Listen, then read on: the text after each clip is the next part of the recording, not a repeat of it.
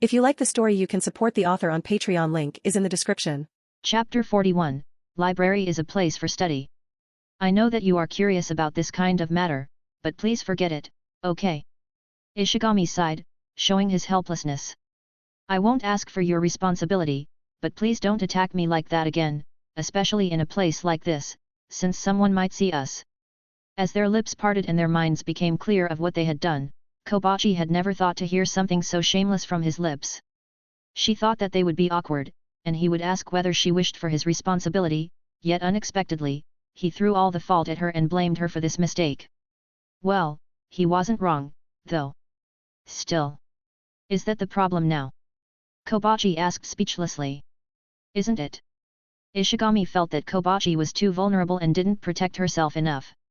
She was a beautiful girl, and it was easy for her to make others feel lust toward her. If someone sees us, they might take a picture of us, then use it to blackmail you like a hentai manga plot. It should be fine. Strangely enough, Kobachi was calm. Still, unexpectedly, she was familiar with the blackmail plot of a hentai manga, but that wasn't the problem now. Why? Ishigami was confused. The place I have chosen is at a hidden place, on the corner, far away from the entrance, and there are no people other than us.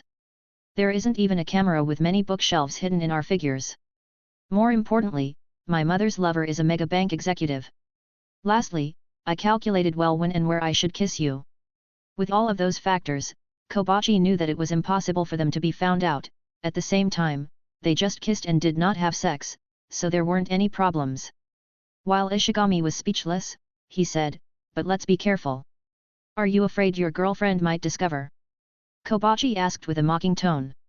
Yes, Ishigami admitted generously. Well, to be honest, he knew that Onodera wouldn't discover them as she was still at her club, but he was afraid that Kaguya might discover his relationship with Kobachi. While he knew that nothing had happened between him and Kaguya, there was this unsettling feeling as if he might be killed if she found out that he had played with the hearts of many women. Regardless, there was no turning back. But you accepted my kiss. Didn't you force yourselves on me? Didn't you enjoy it, though? You even put your tongue inside me. Kobachi smiled lewdly as she looked at him with a slightly condescending gaze. Ishigami might be taller than her, but at this moment, she rode on him.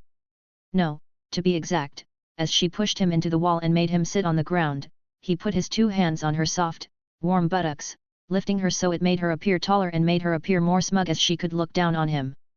As for why Ishigami held her on the buttocks, well, he didn't want Kobachi to find out about his 19 centimeters brother, who had awoken as she treated him roughly before. Still, even if Kobachi was light, holding her like this was hard work, and it was fortunate that his physical ability was at level 2. But no matter what, you were the one who made the first move. Regardless, the fact that the one who made the first move was her didn't change. If Kobachi didn't kiss him first, then would Ishigami even fight back? No way. He had a girlfriend, and he knew etiquette, so he wouldn't take the initiative, so he would be mistaken as trash, but if the girls made a move on him, what could he do then? Kobachi's mother's lover, and probably her stepfather, was a megabank executive, and for him, who was only the second son of a small toy company owner, he could only succumb to the attack of this perverted girl. Still, Kobachi was in a daze, feeling the development was different from what she had imagined, wondering why Ishigami hadn't asked whether she wanted him to take responsibility or not. Instead of asking such a question, he blamed her for making a move on him. Why did everything become like this? Now, on his lips, she was pictured as a perverted woman who would attack a man with a girlfriend. Ishigami wasn't wrong, he was correct, yet why did she feel strangely uncomfortable? Yet, this was normal since, usually, it was a woman who put all the blame on their man, so when a man put all the blame on the woman, naturally, they would feel uncomfortable, choked, and even weren't sure what to do. However, as Ishigami responded to her kiss instead of asking her why.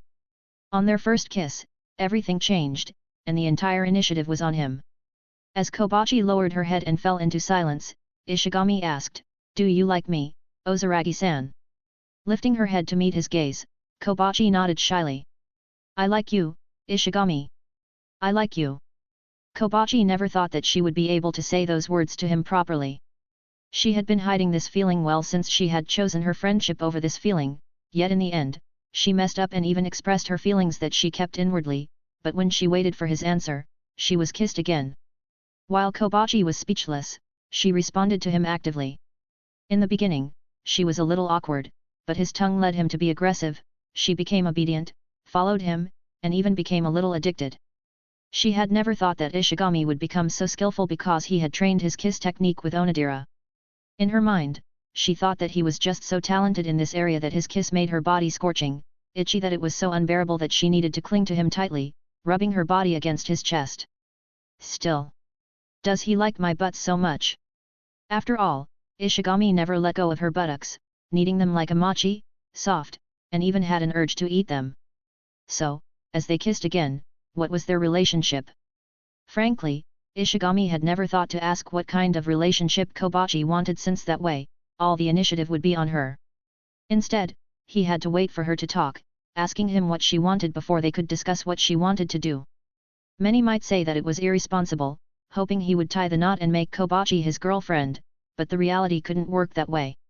Unlike a man, who was ready to take responsibility, a woman felt pressured by it, so unless Kobachi asked, he wouldn't say much and just enjoyed this exchange. After all, she was the one who initiated all of this, and in the end, the purpose of dating was to have sex, so if one could get it without having a commitment, then there was no need to think too much. More importantly, why the heck did he have to take responsibility when she was the one who had attacked him? But then he had to say that high school girls in this country were so open and perverted.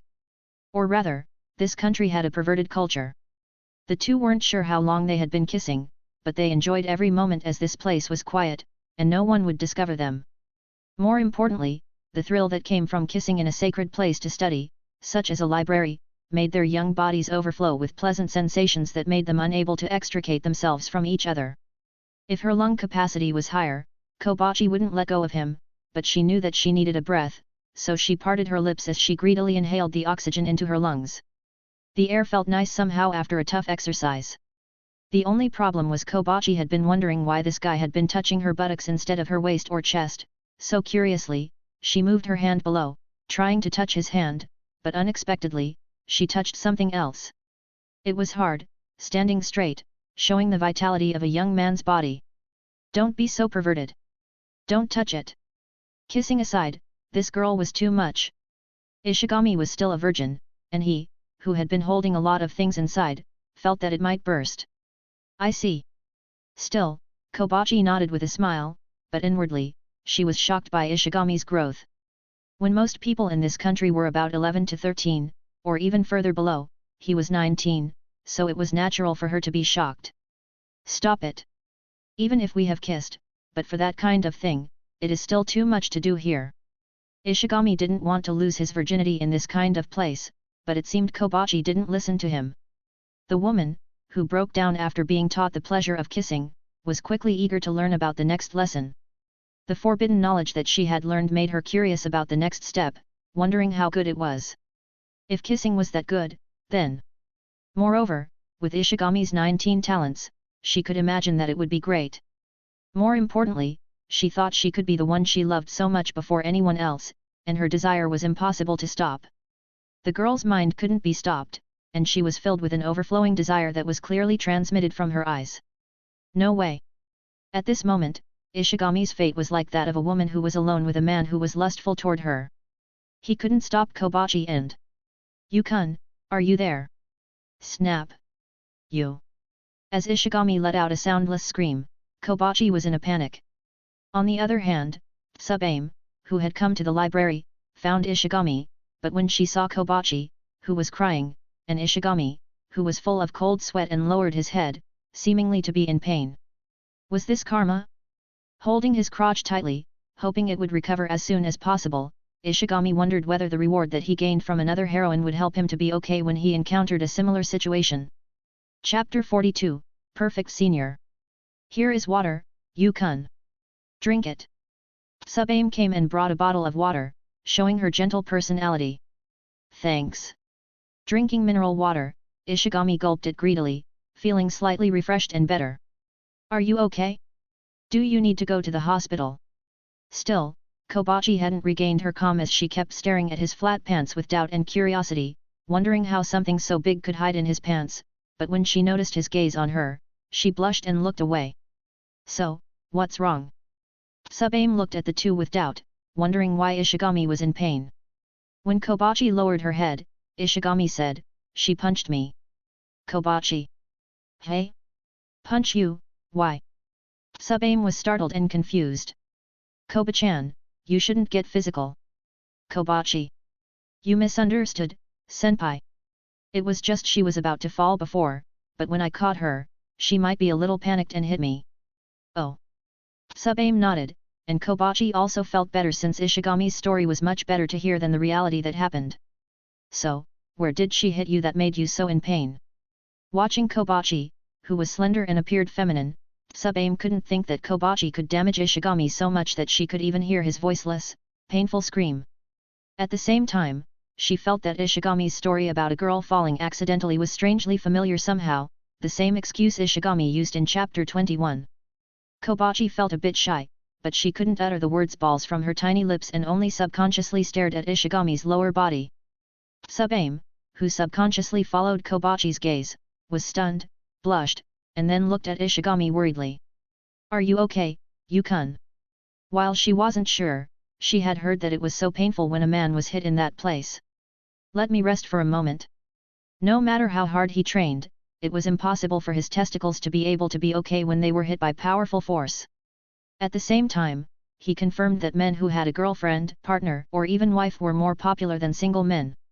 This might be a strange phenomenon, and many would question this statement, but when a man has a partner, it means that his quality as a man is guaranteed, as a woman has chosen him. If Ishigami had to make an example, it would be like how one hesitates when one sees a new product, but when this product has been used by many and its quality is guaranteed, one wouldn't hesitate to buy it. Women were like that, they saw those men who had a girlfriend as someone who was guaranteed. This was also probably the reason why many women stole a boyfriend from their girlfriends. I am sorry, you. Still watching Kobachi cry and show her guilt and remorse, Ishigami sighed helplessly and patted her head softly. It's fine. I am not that weak. I will recover soon. Really? Kobachi was a little shy about this intimate action even though the two had kissed, but she loved it and subconsciously showed a sweet smile. Yeah, do you want to check it? Is that okay? Kobachi looked at him with some excitement and a slightly perverted smile. I was joking, okay. Yet, as the two talked, Sub-Aim felt weird as she felt how the two had become so close. While Ishigami's expression was the same as before, she could see behind the glasses worn by Kobachi, her eyes were filled with tender love and warm light, especially when he patted Kobachi's head softly. Strangely enough, she felt uncomfortable, as if something precious that she had discovered was stolen, and watching how intimate they were, especially when he patted Kobachi's head softly, she felt her chest tight. Sub-Aim wanted to stop them, but she also knew that she didn't have a right to stop them. Who was she? She was just his senior, who he had met a few days ago. While they were so close, she also understood that she didn't understand many things about him, especially his relationship with other women. Still, at this moment, while she knew it was wrong, she didn't question their relationship since she felt she wasn't ready. Instead, while it was a bit cunning, she tried to make him pay attention to her by touching his broad back softly, caressing with her white hand as if trying to comfort him from his pain. Be careful, okay? At the same time, she also couldn't help but glance at his nether region occasionally. Like a boy, who would be attracted by boobs, a girl was also curious about a man's manhood. However, while watching was okay, touching was definitely a big no-no, right? Kobachi glanced at Sub-Aim for a moment before looking away, snorting inwardly. Ishigami took out a deep breath and thought that he might as well not waste his time and start his studies as soon as possible. How about we study first? The two didn't have a complaint, and they also saw Ishigami's hard work in studying every day, so they didn't feel surprised by his eagerness to study. More importantly, even if he was surrounded by beautiful girls, he didn't pay attention to them and had been focusing on improving himself. This was a little strange since boys, who were being treated kindly and softly by such a beautiful girl as Sub-Aim, would think she had fallen for them. Unfortunately, Ishigami wasn't such a simple guy, and wasn't it normal for someone to treat others kindly and politely? So, instead of thinking that Sub-Aim had fallen for him, it was better to focus on those who had clearly expressed their feelings since it was less troublesome. Do you understand now, Yukun? Yeah, I understand. Ishigami's IQ wasn't low, so as long as he was taught, he would understand quickly. How about this one? Oh, that one. After he finished the question that troubled him by asking the question to Tsubame, Kobachi asked him a question, so he taught her. Regardless, as the three studied, Ishigami sat in the middle, asking Tsubame some questions that he didn't understand, and then he taught Kobachi when she didn't understand. His expression was that of a pure and diligent boy who only wished to improve himself by studying. Yet, Kobachi was a naughty student who wanted to take advantage of him by putting her slender hand on the top of his thigh under the impression that she wanted to comfort his pain. Naturally, Ishigami pushed her hand away and even held it so this girl wouldn't do something strange, since if this continued, his 19 centimeters would be shown. Kobachi aside, he didn't want to be seen as a pervert by Tsubame. Meanwhile, while it was subtle and didn't have much of a reaction to the interaction between Ishigami and Kobachi, inwardly, Tsubame was more troubled than she had thought to be. At this moment, she felt her treatment was similar to Onodera, who had studied together the previous day. Unlike Onodera, who was restrained and didn't dare to approach him directly as she sat next to Tsubame's side instead of his side, Kobachi acted like a baby, a spoiled girl wishing to get Ishigami's attention all the time. Even as they sat, Kobachi sat directly on Ishigami's side, clearly showing her liking to him. While Tsubame was speechless, she also couldn't help but glance at Ishigami. He was handsome, she thought. His body might be a little thin, but she could tell that he was strong, and there were some muscles as he could lift several heavy boxes in the morning before. Still, if there was something attractive about him, it was because of his calm and mature personality. Those boys in the high school were childish, after all, and they were like monkeys who wished to get the attention of the girls all the time by trying various techniques that they learned on the internet, anime, or just stories from their friends. Moreover, their heads were filled with nothing but boobs, boobs, and boobs. If a beautiful girl like her approached them, they would howl like wolves and leap into them with a straightforward confession even though they knew nothing about her, and naturally, it resulted in a rejection. Yet, Ishigami didn't do that and had a normal attitude toward her, treating her like others. This was good, and along with her good impression of him after he saved her and held her hand at that time, while she wasn't ready for dating due to her past experience, she wished to be with him all the time, especially with it was so enjoyable with him. However, what if he had a girlfriend? Tsubame shook her head, trying to throw away all of the ugly feelings inside her heart and assumptions within her mind. Still, it wasn't like she didn't know Kobachi, and from what she knew, as the most beautiful girl, Kobachi had a lot of suitors, and she rejected all of them. Naturally, she knew that Kobachi was a good girl, but Kobachi was just too beautiful, and many female students would avoid her. Being too beautiful was troublesome, after all. More importantly, Kobachi's background wasn't good, as her mother was an actress. As for her father, they had an estranged relationship after her mother's cheating, and when the divorce happened, she followed her mother. While her mother's current lover might be a bank executive, with such a status, would others even see her in a good light? The jealousy was hard, but fortunately, there was Aino, who was also a loner, so they stayed together to protect themselves from loneliness. Tsubame, who was beautiful, also had a similar situation to Kobachi, but her personality was more extroverted, so it was easy for her to make friends, which was different from Kobachi, who was an introvert. For Kobachi, who showed an interest in someone and probably fell in love, Tsubame knew that she had to support her, especially when she knew Ishigami was reliable and honest. The two fitted together, she thought. Yet, why did she feel so uncomfortable and couldn't honestly wish for their happiness? Still, even though Tsubame thought so, she showed her bright and gentle smile and taught him with care, never breaking her image as a perfect senior. Chapter 43, Petty Heart. As Ishigami studied seriously, Kobachi and Tsubame were also affected by his discipline. Kobachi also stopped teasing him since she could see that he really tried his best to teach her, and she also had to admit that it was quite fun to study, especially when she could understand the question that she had trouble with and was being taught by him. Frankly, she didn't think studying was important, and while it hurt a bit, she knew her brain wasn't that smart. Both of her birth parents were from the entertainment industry, and similar to most of those practitioners in this industry, they didn't have a good education due to their early careers. Yet, this has become a social norm since, as you could make money, why should you study? Even if they studied hard, they would only become white-collar workers with average salaries, workplace bullying, slow promotions, working overtime, and many other things. Compared to the glamour, popularity, and money gained from a popular actress or actor, it was easy to choose, right? Observing Ishigami's patience and unwavering support, even when she stumbled over such questions, had a profound effect on Kobachi. It ignited a desire within her to strive harder and match his dedication. Ishigami's satisfaction was clear, and he was pleased to see Kobachi's newfound dedication to her studies and her decision to stop teasing him. His efforts bore fruit, filling him with a sense of fulfillment. Regardless, unlike Onodera, Aino, or even Tsubame, who was naturally intelligent, and as long as they learned, they would gain a result, Kobachi was different since her IQ really wasn't high.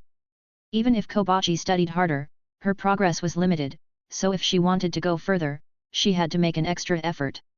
Naturally, this process was hard for both Kobachi and him. When Kobachi often struggled with a simple question, he needed to explain it to her in more detail and in ways that she could understand a single question that had troubled her. If it were others, they would give up and even tell Kobachi was stupid, and it was far better for her to become an actress as she was beautiful and it would bring her quick success, but Ishigami wasn't. Considering their relationship and more importantly, the proficiency of his skills grew stronger as he taught Kobachi. At the same time, he really couldn't help but check the reward that he gained from Kobachi. As their relationship had taken a large step, even if they didn't describe their relationship clearly, it was natural for him to get a reward, like in the case of Kaguya previously. Congratulations, you have received double charm. According to the system, this reward allowed him to double his charm. It was a good reward, he thought, but he decided to accept it later when he returned home because he was afraid that if parts of his body moved strangely after he accepted his reward, he would be seen as an alien or yokai. But double charm, hey! Would he become more handsome? While he was curious, he knew that this wasn't the time for him to accept this reward, especially if there was a change in his appearance, and he might as well focus on teaching Kobachi. Because of this, he could tell that Tsubame fell in silence so as not to bother him and Kobachi.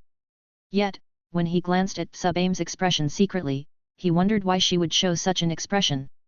Regardless, even if Kobachi wanted to study for a little longer, her phone suddenly vibrated, and she saw that she had received a chat from Aino.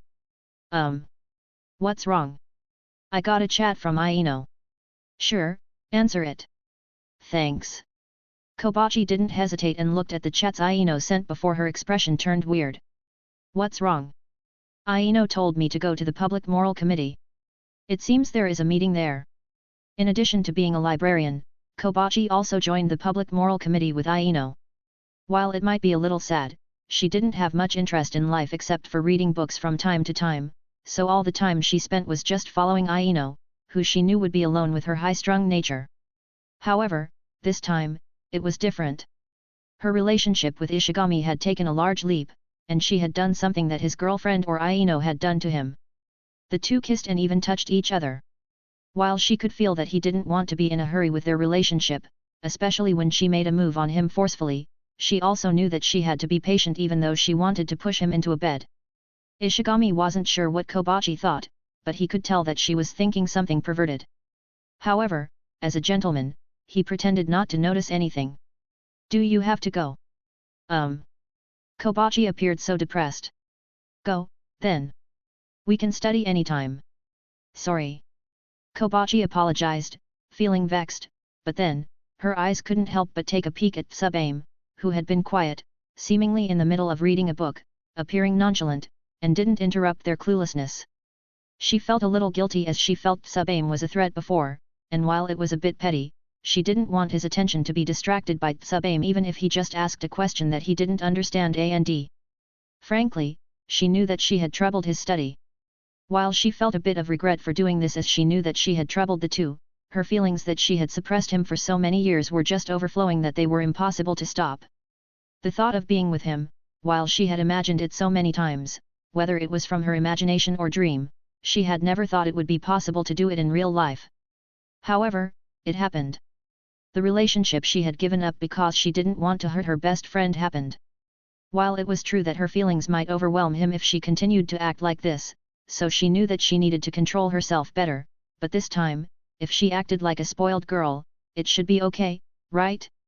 You are not going to miss me. Don't ask me such an embarrassing question, okay? Cute. After looking right and left, confirming that no one was looking in their direction, while she knew that she had made Ishigami confused, she suddenly kissed his cheek and then quickly stood up. As she stood up, she glanced at Tsubame silently, and their eyes met for a moment before she looked away, leaving the library. While Tsubame shouldn't have seen her kissing Ishigami's cheek, Kobachi couldn't help but look at Tsubame. She felt like among all the women he was close with, Tsubame would give her the most trouble. Ishigami. However, Tsubame fell silent, feeling strangely gloomy, and wondered why Kobachi would look at her with such a distasteful gaze. Did she do something wrong? While she was angry, she was also shocked by the closeness between Ishigami and Kobachi. Even though I'm the one who comes first. Tsubame felt that she was the one who got close to Ishigami, especially when there was no sign of Ishigami and Kobachi being close to each other, yet all of a sudden, their relationship had become so close that Kobachi was even looking at her with such a hostile gaze.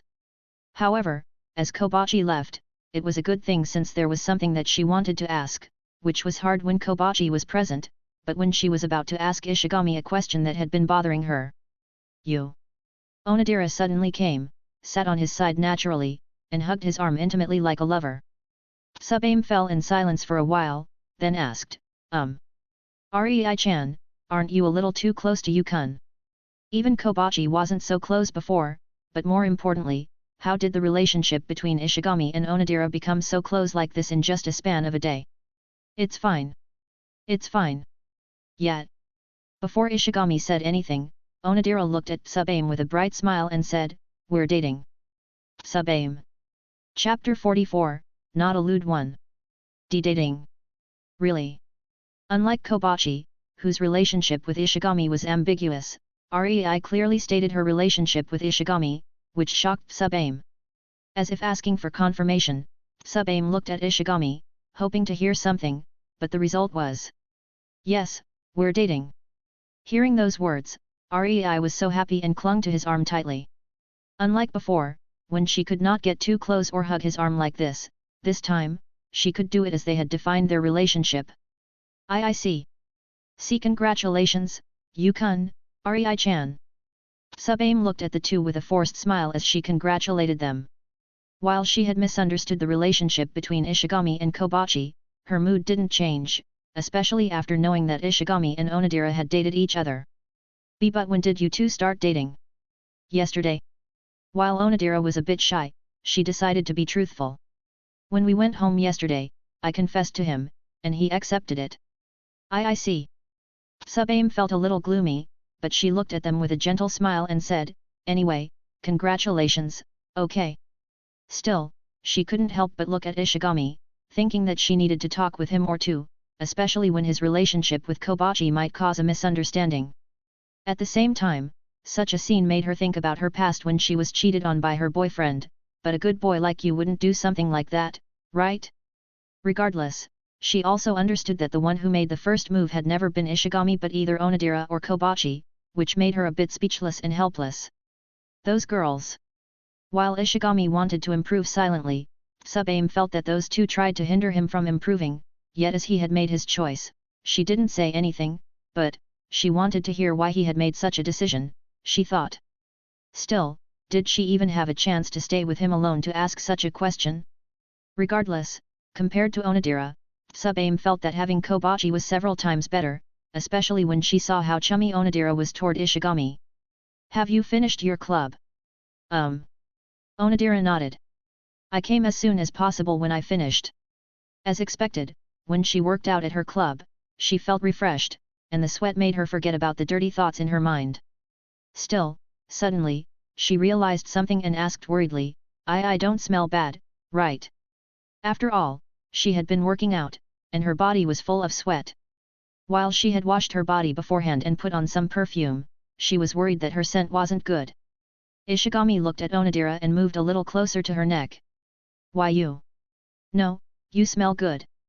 Watching his upturned eyes as he looked at her with a calm gaze, Onodera felt that her body was hot. Pervert. It's fine. You are my girlfriend anyway. I will smell you too. Onodera clung to him tightly and even pressed her little nose to his neck, sniffing his scent, which was slightly sweaty after a day yet relaxing and pleasant as he put on deodorant and a good fragrance. Cough. Cough. Unlike when he was with Kobachi, Sub-Aim couldn't pretend what the two did, and at the same time, wasn't the development of their relationship so fast. Somehow, she was afraid that in a week or so, the two might plunge into the world of adulthood, which made her chest so stuffy that she couldn't breathe. Be serious. We're studying now. Ishigami softly patted Onodera's slender, white thigh, telling her to be serious. Onodera blushed, feeling his firm hard on her thigh, and also pouted, but frankly, she felt a bit too lazy to study as she was a bit exhausted from working out. She also hadn't eaten anything except for drinking water, so she felt a bit sleepy. However, somehow, she never thought to sleep, especially when she saw Ishigami and Sub-Aim sitting side by side. Unlike before, she could show her intimate action, and unlike before, she could ask him not to get close to Sub-Aim, but somehow, she felt that she was a bit petty for that, and she didn't want him to hate her because of how overbearing she was. Well, if it was another man, she definitely didn't believe that they could stop falling for Sub-Aim, but for Ishigami, especially when he had accepted her confession yesterday, she knew that she could trust him. In his mind, Sub-Aim was just a senior who helped him with his studies, nothing more and nothing else, but then when Onodera thought about her boyfriend's 19 centimeters, she was afraid that Sub-Aim would be seduced, considering how well endowed and charming his boyfriend was. Well, Onodera hadn't seen how long his thing was, but for one thing, when they hugged as they kissed, she could feel how his 19 pressed against her belly, which made her body hot. Frankly, she wanted to kiss him again, and at the same time, while she knew that it would hurt Sub-Aim, she wished for Sub-Aim to leave as soon as possible. Is it like this, senpai? Ah, sorry, what is it again? Ishigami looked at Sub-Aim, who showed an awkward expression and was clearly distracted by something, but at this moment, he decided to pretend that he didn't see anything. This question. Oh, this one is like this. When Ishigami thought about his relationship, even though it had been the day he had dated Onodera, he felt that everything had become so messy. If there was something fortunate, it was the fact that all the girls he was close with knew about his relationship with Onodera, so when they tried to get close to him, they should have known the price and the consequences. I will get another book. As he studied, he had finished one book and thought about getting another one. Sub-Aim thought that this would be a chance for her to talk with Ishigami, but I will go with you. Onodera stood up hurriedly and linked her arm against her boyfriend. Wait here, senpai. We will go back soon. Watching her slightly obscene smile, Ishigami shook his head helplessly, but this was good since he wasn't the only perverted one. Yet, as the two left, Sub-Aim let out a helpless sigh, feeling at a loss since even though yesterday was so fun, why, even though only a day had passed, everything was so unbearable today? Still, as expected, when they walked into the quiet shelves when there was no one around them, Onodera didn't let go of him and leaped to take his lips immediately. Wait! Wait! Don't kiss me here! While Ishigami was startled, he quickly reacted and pressed Onodera away so she couldn't succeed in kissing him. Why? Onodera appeared to be emotional when she kissed was rejected, and somehow, she couldn't help but think of Sub-Aim, but then inwardly, she shook her head since they had already become a couple. If he liked Sub-Aim, then he should have rejected her. Nevertheless, she didn't expect this answer. It will get hard. Onodera opened her mouth and eyes wide, blushing, then looked at his lower body. Even though it was just half, she knew that it was about to rise, but with his self-control, he didn't let it run amok. Still, knowing this, she knew that his desire for her was genuine, and she knew he wanted to do more than mere kissing. Yet, instead of hating it, she loved it as she also had the same wish, but she knew he also had a certain concern. His hands were on her cheeks, and she held them softly as she listened to him. "Rei, I want to treasure you better and for us to have a healthy couple-like relationship, but if we continue like this, I am afraid that I can't hold my urge. I might hurt you." Hugging her in his arms, Ishigami felt a bit of a headache. While he was eager for an act, considering how he had been holding back for so long, he didn't want to scare his first girlfriend with his overflowing desire. I know. I know that you treasure me and love me." Hugging him tightly, Onodera pressed her beautiful face against his chest, listening to his heartbeat. Unlike him, hers was pretty fast, and she could even hear how loud it was inside her chest. At the same time, she knew that she didn't choose the wrong man. That's why. Onodera made up her mind and said, by the way, can I go back first? I want to prepare for a date tomorrow. Sure. Can I get a kiss? Not a lewd one. Is there one that isn't a lewd one? There is. Come on. Once. Ishigami felt like he was a girl who was being deceived by her boyfriend, but in the end, he kissed her, but she licked his lips, which he subconsciously returned, and because of that, he had to wait for a few minutes so it could calm down. Chapter 45, Silently Yet Surely. Kissing Level 3, 48/100. His kiss was quite good, or rather, Onodera was addicted to being kissed by him as it was so enjoyable. In the beginning, it was a bit rough and amateurish, but as Ishigami wished to improve, he studied hard and quickly became a master of this art. Onodera's skill might not improve much, but considering it had only been 2 days, they started to date each other. It was normal as her movement was still jerky, but under his guidance, it was so nice and enjoyable. It felt like her entire body was filled with a pleasant sensation that made her feel like she was drunk. Frankly, if her boyfriend pushed her further, she might agree to it, but as her boyfriend didn't want to hurt her, she knew that she had to be the one who took the initiative, and she knew what she wanted to do. However, before that, when they parted, she slightly grasped his 19 cm marker pen curiously with her slender hand, causing him to bend forward subconsciously, and slapped her hand away. Naturally, Onodera pouted, but she stayed with him until he calmed down, and then she decided to leave to make her preparations. Hey? Are you going home? Sub-Aim was surprised and felt a bit happy somehow when she heard Onodera was going to go home. Onodera nodded, then looked at Ishigami with a shy smile. We are going on a date tomorrow, so I want to prepare myself. See you on Monday, senpai. She then moved closer to her boyfriend and kissed his cheek. See you tomorrow. After she left, she took her smartphone and opened a ticketing app, scrolling at various places to rest in case they were exhausted after their date in Shibuya tomorrow. Sub-Aim only stared at Onodera's back, who was happy and all jumpy, without saying anything until she heard Ishigami's apology. I am sorry, senpai. Why did you apologize, Yukon?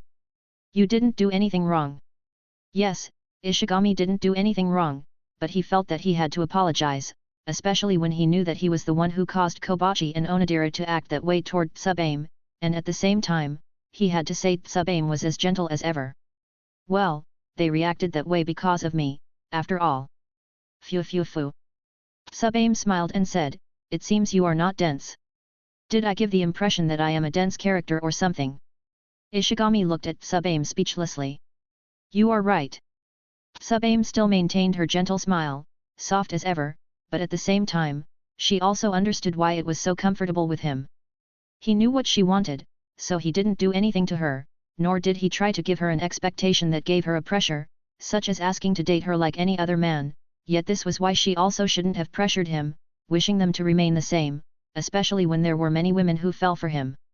Being a normal senior and a junior were the most comfortable, but if he had someone important to him, could this relationship remain the same? No, no. I can't think of a way to do that. If she thought that way, she would be like those girls who expected the companions of a male friend, who wouldn't betray them and be a place whenever they were hurt, then ignoring them when they made up with their boyfriends. Even though the girls didn't date the guy, they expected the guy to be by their side, hanging them and pretending not to see his feelings so they could have a comfortable place whenever they had a fight with their boyfriends. And as for those guys, with their pure love, they would await those girls, hoping they would see in their direction and start to date each other. Still, instead of you, Sub-Aim felt that she was the one who was a dense character, especially when she also noticed many signs that Onodera had fallen for him, yet she pretended not to see anything and made an excuse that since they didn't date to each other, it was all fine for her to get close, right? So, at this moment, she knew that she didn't have a right to get sad since she was the one who pretended not to see anything, and their decision to date also had nothing to do with her, especially when their relationship wasn't something that she could decide or stop, but even so. Yukon, can I ask you something? What's wrong, senpai? Why did you decide to date Rei-chan? Ishigami stopped studying and looked at Sub-Aim, who asked such a question. While her voice was filled with curiosity, her expression was as gentle as ever, yet there was also sadness, reluctance and other emotions that he couldn't read. Frankly, he felt that this question was quite troublesome, and he wondered how many times he had been asked this type of question, so at this moment, he decided to use a different approach. It's a secret. Like a shy, virgin boy, Ishigami decided to avoid answering this question. Sub-Aim fell in silence, watching him, who suddenly acted in a different way than he usually was.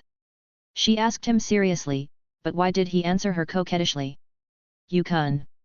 "What? I am asking you seriously." Ishigami felt helpless, wondering why everyone wanted to make everything become so complicated. Dating was just dating. Was there something else behind it? While some people dated for a complicated reason, it was just a minority, after all.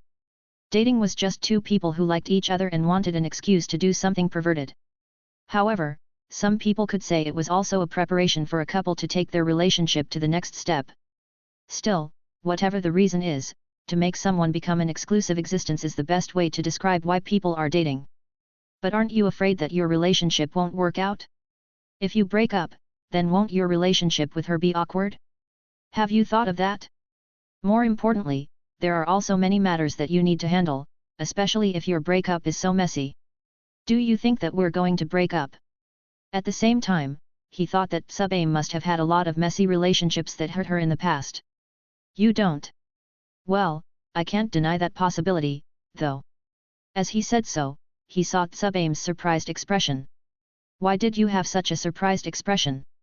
No, usually, if I asked someone that, they would be in denial as if their relationship would last forever. Of course, they will. You sure have the guts to ask such a question to someone. But you don't. Sub-Aim looked at Ishigami and asked, why? Ishigami didn't answer Sub-Aim's question for a moment. He thought of this question for a while and said, I think in a relationship, the most important thing is the process instead of the result. Watching her confused expression, he knew his answer might have confused her. In a novel, a happy ending is when one's confession is accepted, or the couple marries each other, right? But in reality, does it work that way? No, right? Even if a relationship is established when two people are in love with each other, due to many reasons, they might break up. Then, why are people being together? Well, if you say that, why do people even work hard when we know that we will die in the end? If, in the end, all of us leave this world and are unable to bring our hard work after death, then what is the use of working hard? Wasn't it meaningless? Sub-Aim was shocked as she looked at him and then asked, why then? Ishigami wondered why they started to have a philosophical argument, but he answered her question, there are many reasons, but in the end, I think all of us do all of that because we want to be happy. Be happy? Sub-Aim was dumbfounded and asked, that's it? Yeah. Ishigami nodded.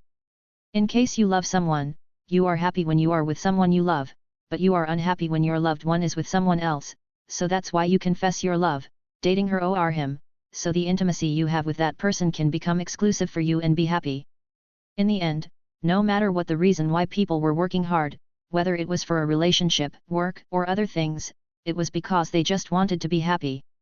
Many people might complicate it, though, and some happiness isn't something that one should pursue. But let's put those things aside, as he was afraid that he would spend the entire day explaining the philosophy of happiness and karma.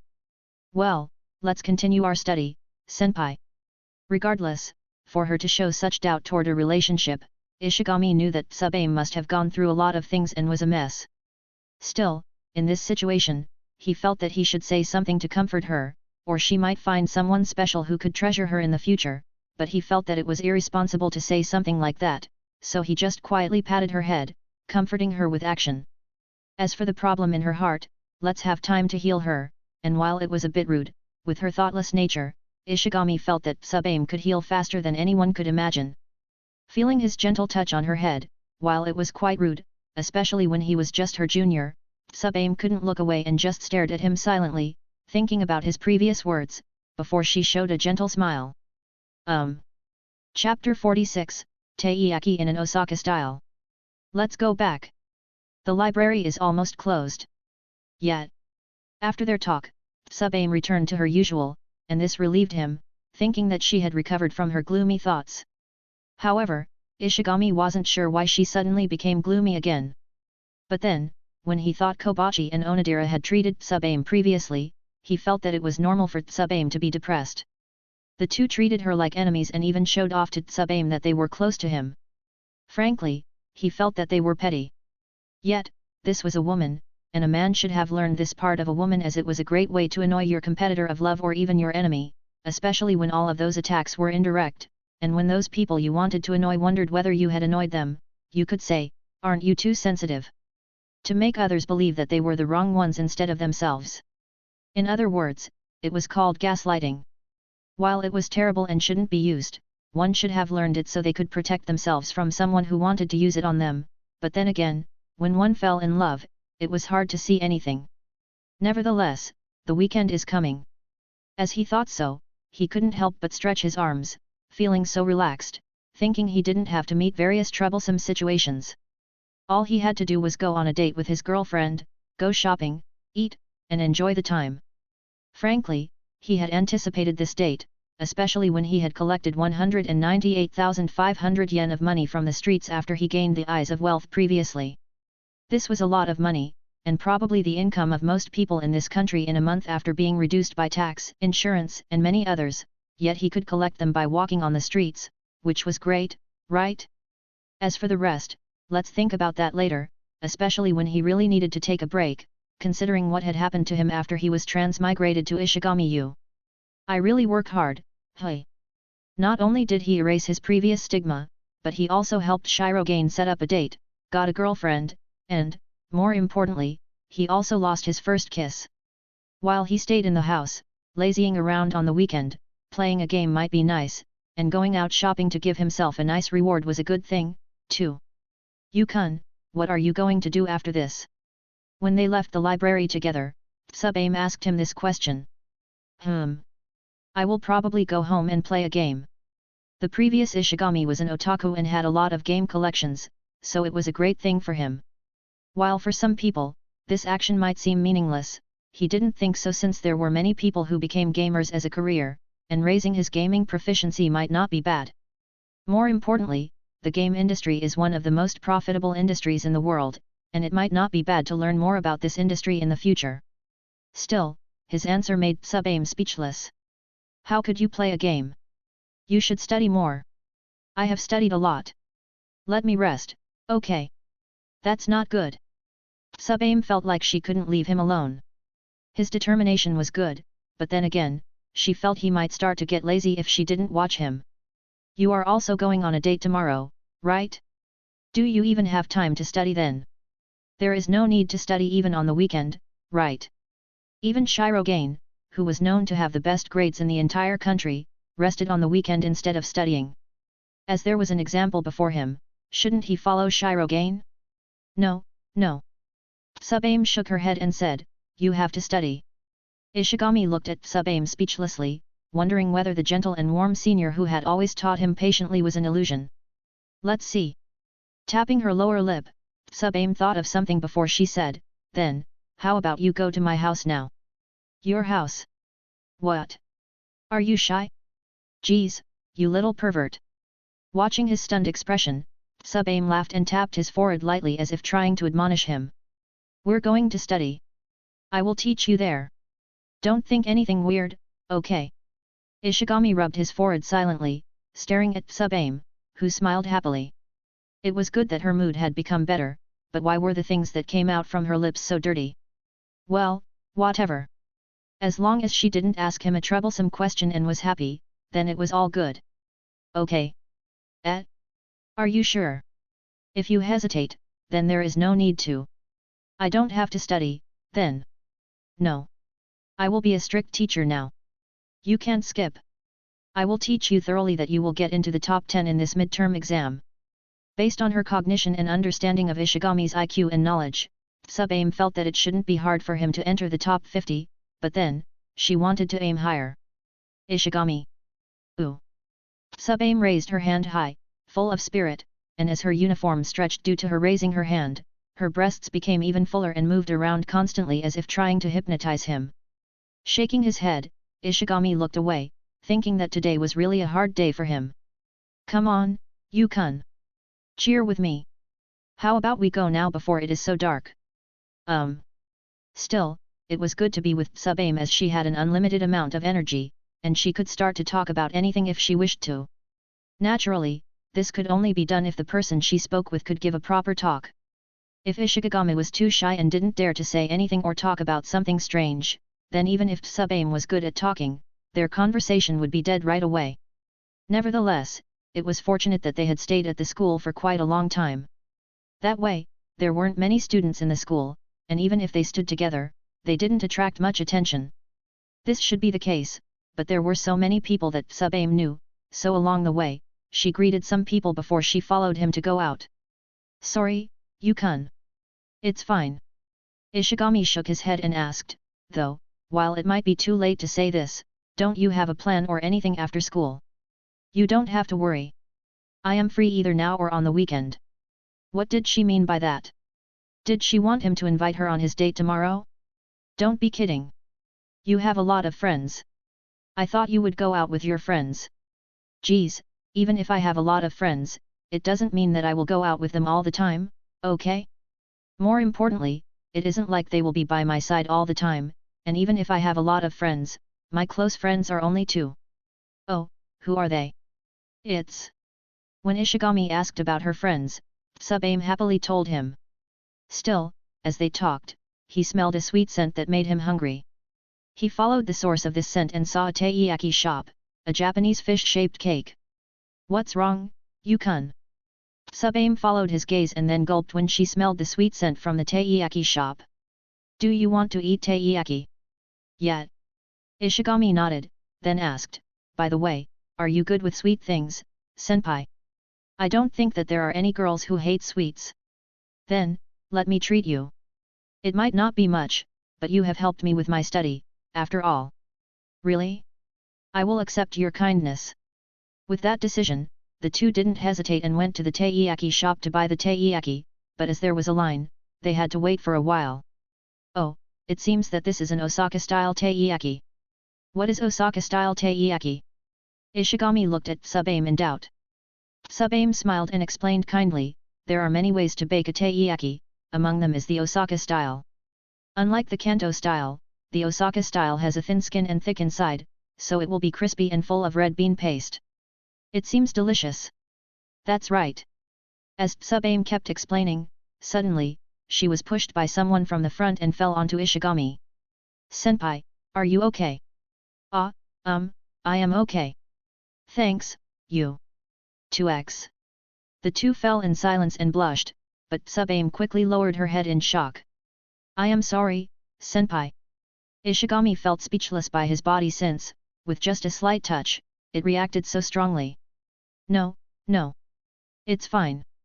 You don't have to worry, but you should quickly cover it with your bag." While she said so, she used her bag to cover the 19 centimeters excitement that Ishigami showed while glancing at it from time to time and thinking how big it was. Frankly, there might be someone who was bigger than him in this world, but in this country where the average was so low, his was gigantic. Still, perhaps because it was in public, his excitement was quickly subdued, and the two sighed in relief. While there were many things that Ishigami wanted to say to Tsubame as she also sighed in relief, he decided not to say anything since sometimes pretending not to see or notice anything was a kindness in itself. Fortunately, it was soon time for them to buy the taiyaki. Ishigami bought quite a lot, and he even got a box from the shop. Didn't you buy too much?" Tsubame was surprised. "I thought to bring this to your family too." "What? You don't have to. It's fine. I think that it will be awkward if I don't bring something." If he was a close friend and often came to Tsubame's house, then he might not need to bring anything, but as it was his first time to come, he felt that he should bring something, especially when Tsubame had taken care of him. More importantly, he didn't lack money now, and even if he had used all of his money, he could get it again in the future. While Tsubame wanted to stop him, she saw that Ishigami was being stubborn, so she could only pout. "Only this time, if I come to your house next time, I won't buy anything. Promise me, okay?" Somehow, even Ishigami didn't plan to. From their conversation, it appeared like he might revisit Tsubame's place, which was strange, he thought, but regardless of fueling his body and satiating his calorie needs, he took 2 taiyaki, which he and Tsubame would eat along the way to her house. Biting the crispy skin of the taiyaki, the sweetness of the red bean paste unfurled before her tongue, making her smile and forget about the unpleasant and unexpected things she had encountered previously. "Yukun, this is delicious." "Yes, it's delicious, senpai." Watching his figure, who ate a taiyaki as his body basked in the orange sunset, Tsubame stared at him until he looked at her. "I am glad that I didn't buy the wrong things for your family." When Ishigami thought about it, he realized that his good intention to buy something for Tsubame's family might be a little hasty, especially when he wasn't sure whether the taiyaki was delicious or not. However, fortunately, the taste of the taiyaki was delicious, so it was all good. "What's wrong, senpai?" When he turned, he saw that Tsubame was absent-minded and rooted in her place, stopping to walk. Taking a deep breath, Tsubame said, "Yukun, wait here for a while. I need to buy something before we go back." "Okay." As she saw him standing on the side, Tsubame made up her mind and entered a convenience store near her home, knowing that the employees there had always been female. Walking around the aisles, she looked around and found one that she wanted to buy. While she knew that they might be studying, it wouldn't hurt to prepare since no one knew what would happen later. What a perverted woman I am. Unlike him, who had a pure heart, Tsubame felt she was quite dirty, but just in case, it wouldn't hurt to prepare, right? She didn't expect anything to happen, but just in case, she felt that as someone who was older than him, she had to take care of this matter properly. Oh, right. Returning to the box she had picked up, she thought about his 19 cm fishing rod, which she felt previously, thinking she should get a bigger size, right? Chapter 47, We Love to Study. "Excuse me. Welcome, Yukun. Please enter." As Ishigami said those words, Tsubame welcomed him to her home with a gentle smile. "Please wear those slippers, Yukun." "Thanks, senpai." It might be something in Asia that people usually take off their shoes when they enter the house, and even sometimes wear slippers, so the house would remain clean. Taking off his shoes, Ishigami put on the slippers prepared by Tsubame, then asked, "Where are your parents?" He thought of greeting them first since he had entered their house. "Oh, it's fine. They are not at home. They should still be busy with the wedding preparation of my brother," Tsubame said casually, and from her tone, this wasn't something huge, but Ishigami was different.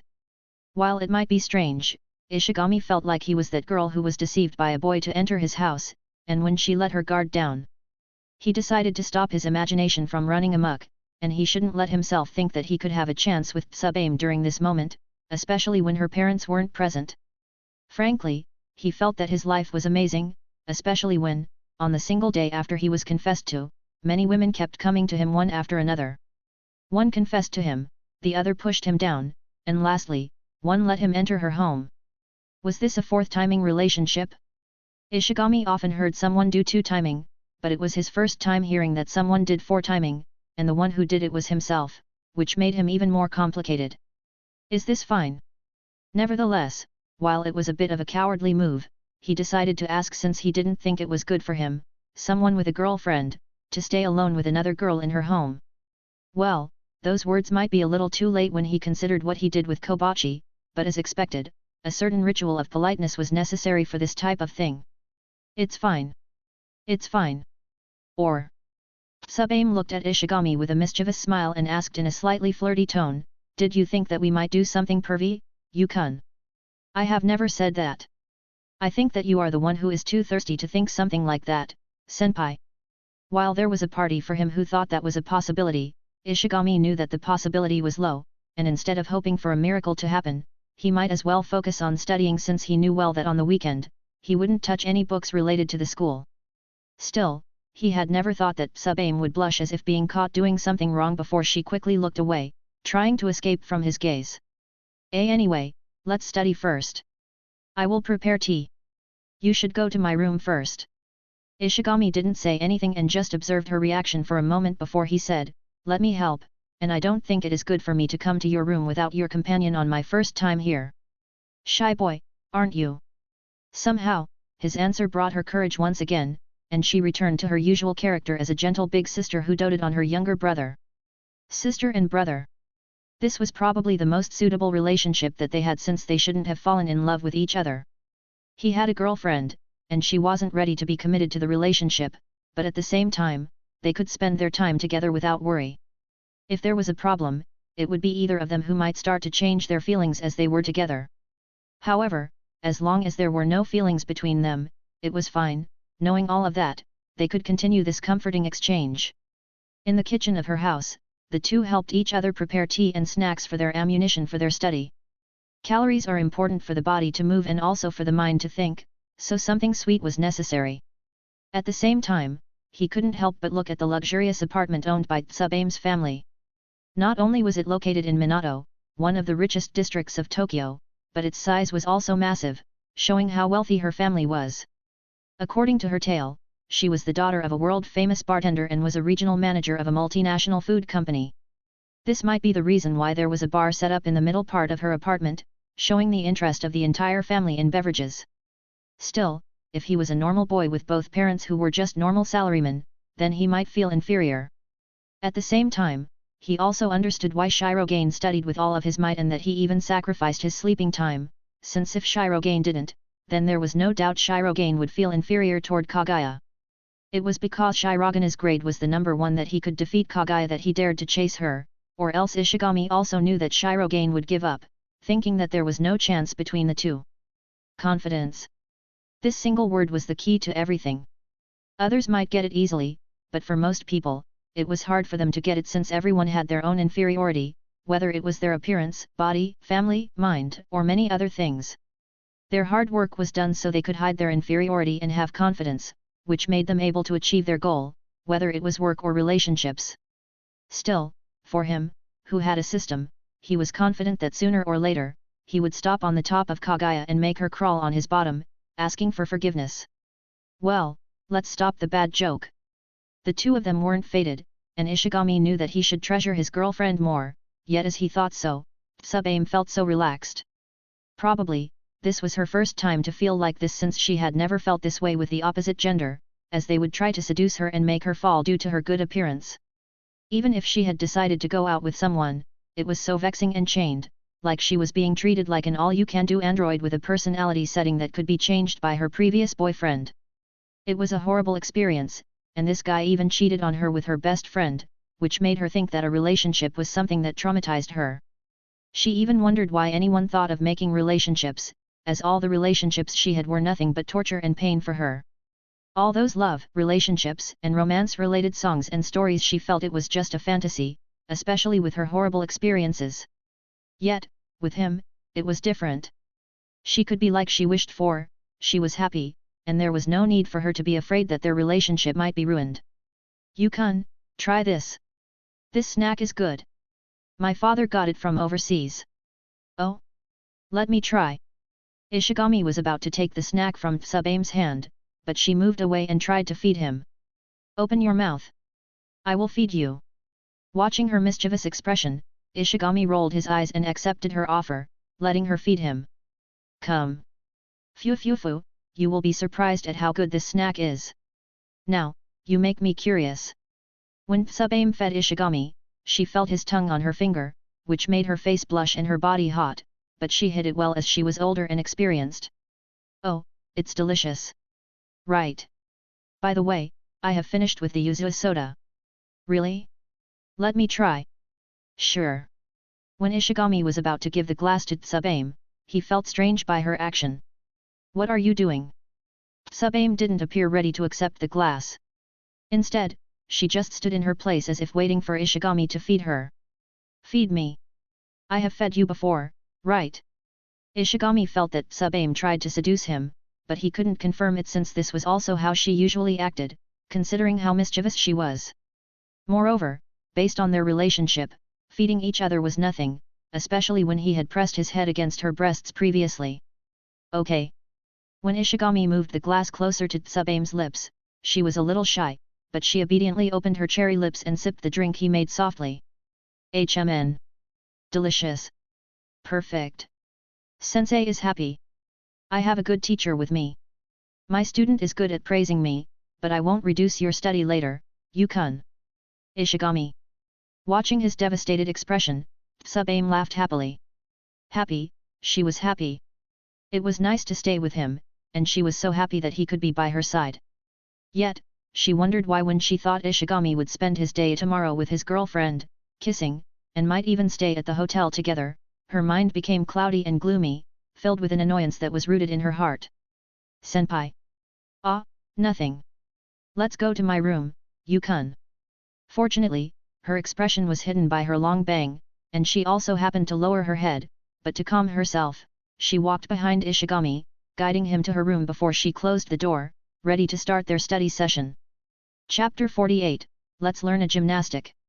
As he entered Tsubame's room, Ishigami was welcomed by a girl's pleasant, gentle scent. At the same time, he also saw a girl's room for the first time. Well, it was not exactly the first time since he had seen Onodera's room with a video call previously, but it was his first time to see a girl's room really with his own eyes. The scent, the impact, and the feeling were different. This was a youth, he thought. More importantly, as he was a virgin and was also slightly affected by Ishigami's personality and memory, naturally, he would be lying if he wasn't excited, but his calm nature didn't allow him to become an idiot who was moved by lust, or even getting excited by a mere scene of panties that somehow happened to lay on Tsubame's bed. Yet, he had to say her panties were pure. The panties on the bed were white panties with frills and a cute ribbon in the middle. What's wrong, Yukun? When Ishigami stood in a place, Tsubame felt doubt until she followed his gaze and was dumbfounded. Like lightning, she moved so fast and put her panties into her dresser drawers before she looked at him with a reddened face. Did you see them? Yes.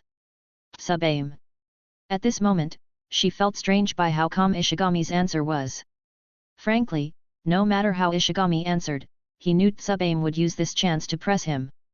If he said that he didn't see her panties, she would tell him that he was lying. If he said that he saw them, she would say that he was a pervert. No matter how he answered, it was all the same.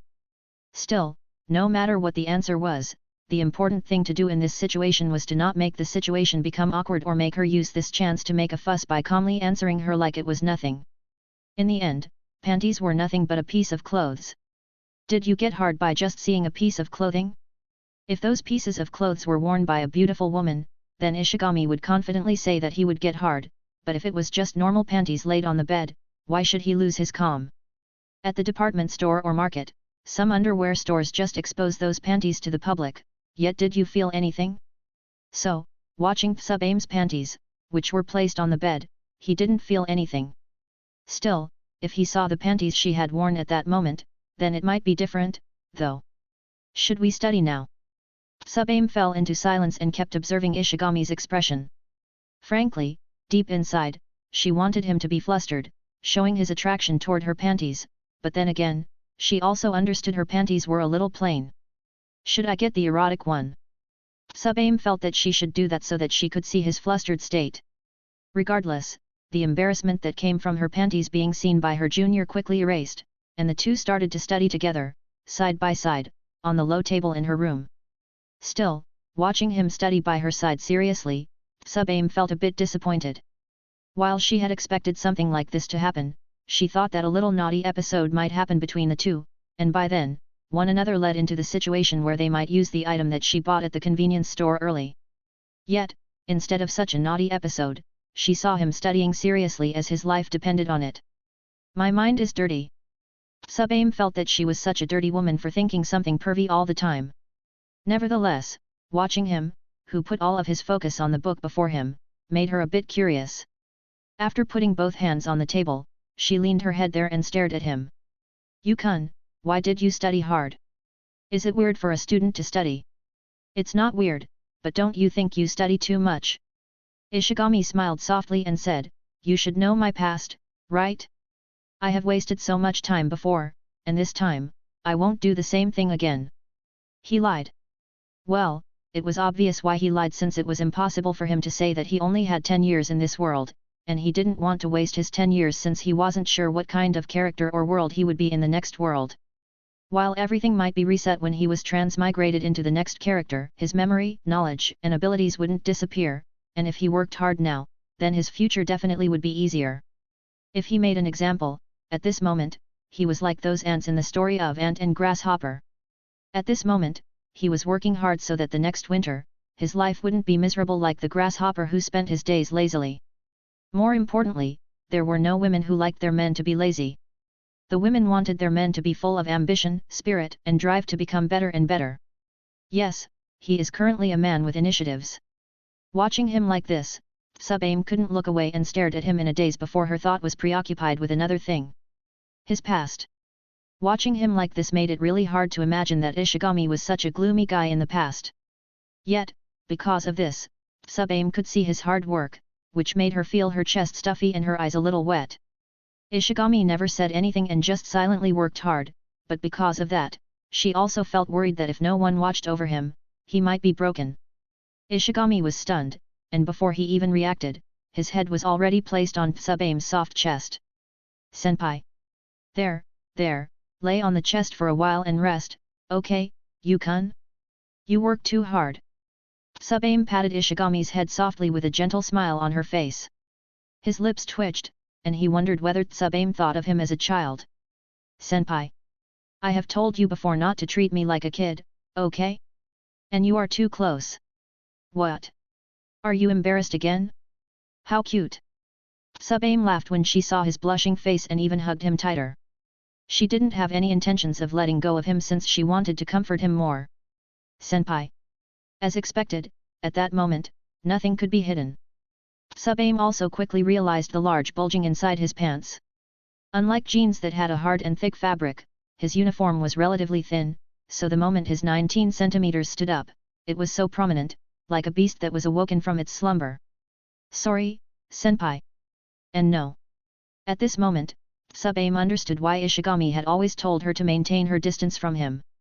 It wasn't that he was shy, but he was afraid that a natural reaction that every man had when they were close to a beautiful woman would appear that scared her. "I have always tried to think of you as a senior that I should respect." Ishigami's voice was filled with blame. "But as expected, it is hard, especially when you are so beautiful."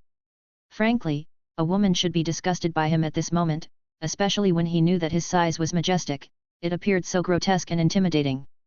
He didn't want to scare Sub-Aim and thought of softly releasing himself from her. At the same time, he thought about going home, knowing how awkward their current situation was. Yet, when he was about to leave her embrace, he didn't expect that Sub-Aim would hug him tighter so that his 19 centimeters would be pressed against her belly. "Yukon, do you want to do it?" "Hey!" How could he not be shocked? After all, such a vulgar question came out from the lips of the pure senior, who always treated him softly. As he looked up, he saw her expression, which was so womanly and seductive. "It's your first time, right? Let me teach you." Besides her grade, which allowed her to get 7th rank on her grade, she also had learned gymnastics in childhood, so while she was a bit nervous and a bit intimidated by his 19 cm gymnastic club as she was older, she knew that she needed to be the one who led him. Her face was so close, and her sweet scent was mixed with the slightly sweaty scent of her body. Everything about her overwhelmed him, and he couldn't react to it for a while. If it was an average harem protagonist, that person would say, "Please respect yourselves. Let's not do anything that we will both regret." And many other yasashi sentences that would move the girls and also make them think what they did was wrong. Yet, Ishigami knew that it was a mistake that every virgin had. Sub-Aim had shown her determination, no matter what her purpose was, she had decided to give him her body. "Yukon, let's do it." Snap. Many might say that he was a simp for allowing himself to fall into temptation, but her determination moved him, and even though it was his first time, he decided to learn gymnastics wholeheartedly. In the beginning, Sub-Aim was such a gentle and attentive teacher, holding the 19 cm club with amazement and shock. American Samoa, she had never seen something like this before. Still, she quickly regained her calm, but this junior of hers was more impressive than she had thought, especially his body, which was trained under a strict regiment, and his will to learn was also impressive. Everything about him impressed her. Before long, she was the one being taught, and she let him lead her, then crying in happiness at his progress. Yet, this was far from enough. As youths, their energies were unlimited, and the two of them then, entangled together, studied gymnastics with various possible poses. Their sweaty bodies joined together, and their lips pressed each other, and in that room, and with this beautiful woman, he lost his first time. Chapter 49, Fermentation. It's dangerous. Ishigami looked in the mirror and thought that he really had become more handsome. The next day was the day for his appointment to go on a date with Onodera, and naturally, he prepared himself as he checked the rewards he gained from Kobachi. Double charm. As expected, the moment he accepted this reward, he became so handsome that it made him speechless. His base was already good, and with his trained body and manly stature, when all of that was doubled, he probably was like Adonis in the Greek legend. Still, while it was good for Ishigami, he knew that this might be different if he was transmigrated into a character with a plain face in the future. If he had been transmigrated into such a character, then he would have become a normal, handsome man. Well, it was good enough, he thought. Nevertheless, being handsome was a good thing. While everyone said one shouldn't judge a book from its cover, they still did. Frankly, while it was cruel, a face also determined people's future.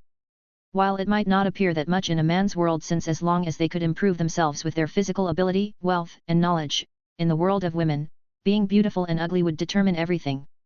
Even if a beautiful woman had a shitty personality, many men would still beg her to become theirs.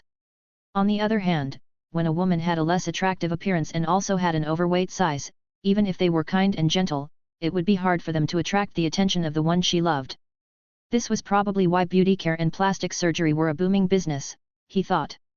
Even men also started to get conscious of their appearance, trying to make themselves appear better, so he knew that this reward was great, especially if he aspired to become a household husband or a gigolo. Unfortunately, he never intended to do so. While it was enjoyable to become a homemaker as he could relax and just work to take care of his family, it would be hard for him to gain respect from his woman, and more importantly, it would be hard for him to protect his woman. After all, while everyone dressed like a gentleman, Ishigami knew that this world was nothing but a large jungle. Those who were strong could get everything, and those who were weak could only be devoured. Being handsome was good and all, but he needed to build his own power in this world so that he could give peace of mind to his women. Fortunately, he had an eyes of wealth, and he also had an idea of how to use this ability, but before that, he had to learn more about the laws and tax situation in this country. At the same time, he couldn't help but look at the reward he gained from sub-aim. Delicious. This ability was simple, and it was just an ability that allowed him to make the foods he cooked twice as delicious. While it was strange, he felt that he had become a human message, but unlike message, this ability was natural, and there was no need for anyone to feel worried that the foods he made would bring danger. At the same time, like the eyes of wealth, this ability should be developed, such as allowing all the foods from his shops, restaurants, cafes, and many others produced to become twice as delicious. Still, not only foods but also his body and the substances from his body became twice as delicious. It seemed that since last night, Sub-Aim had enjoyed the yogurt he produced. His yogurt had been fermented for so long, and Sub-Aim enjoyed it a lot that her tongue never stopped licking it, even from its source. Still, after thinking about his gymnastics training yesterday, his 19 cm gymnastic club appeared once again, and this made him think that youth was good. If he was in his 50s or 60s, he was afraid that he wouldn't be as straight as now. So, he knew that he had to take good care of his body, especially when, in this current era, it wouldn't be weird for a young man in his 20s to have an illness that was suffered by old people. Still, let's go back to the previous reward. It seems I should go to the food industry. Unlike other industries, the threshold for the food industry was low, and as long as you made delicious food, you would be able to succeed. Moreover, the profit gained from this industry was immense. Lastly, there was no need to worry about patents and other problems that usually appeared in another industry. Food. Ishigami made up his mind, but before that, he had to go out on a date. After washing his body well, he tidied up his hair, put on his clothes, and prepared to leave when it was almost time for a date. I will go out first.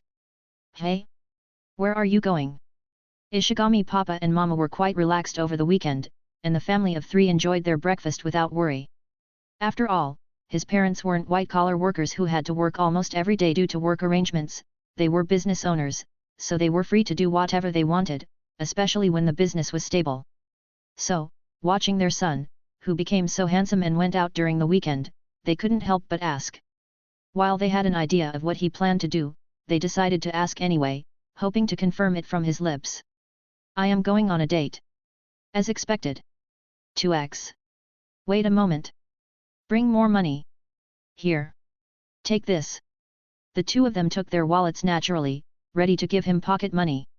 Thank you very much. Ishigami wasn't a hypocrite, and more money was better than less. Instantly, he gained 20,000 yen from his parents, which was 10% of the average monthly expenditure of the people in this country. If some people needed to work for 20 hours to get it due to the salary of more or less 1,000 yen per hour for the people in this country, Ishigami could get it by saying that he would go on a date. It was great to become an Ishigami, he thought. If he was transmigrated into an average family, he was sure he would be cursed to ask for such an amount of money to go on a date with his girlfriend. Still, the money was a small thing for Ishigami's parents. Money was, in the end, a tool to make their lives better, and if they could use it to make their son better, then why not? Their son's improvement was clear in their eyes. They had seen how he had changed from that gloomy young man who spent all of his days in the room, playing games, into a handsome, sunny boy who went out on a date with his girlfriend on the weekend. Nevertheless, whatever the reason be, they knew that there was no need for them to worry about him anymore, worrying that he would spend his days as shut-in, depressed, without even the will to live. This improvement was something that they were more than happy about, especially as parents. "How is your girlfriend? Is she cute?" Ishigami Mama asked curiously. "She is beautiful. Can I see her?" "Sure." Ishigami took his smartphone and showed the photo profile, which was a picture of him with Onodera. This picture was taken when they confirmed their relationship. Watching a beautiful girl kiss their son's cheek in the picture, clung to him lovingly, clearly showing her love to him, which put them in a daze since they never expected that this son of theirs would move so fast. Shouldn't he just hold hands before shyly kissing each other?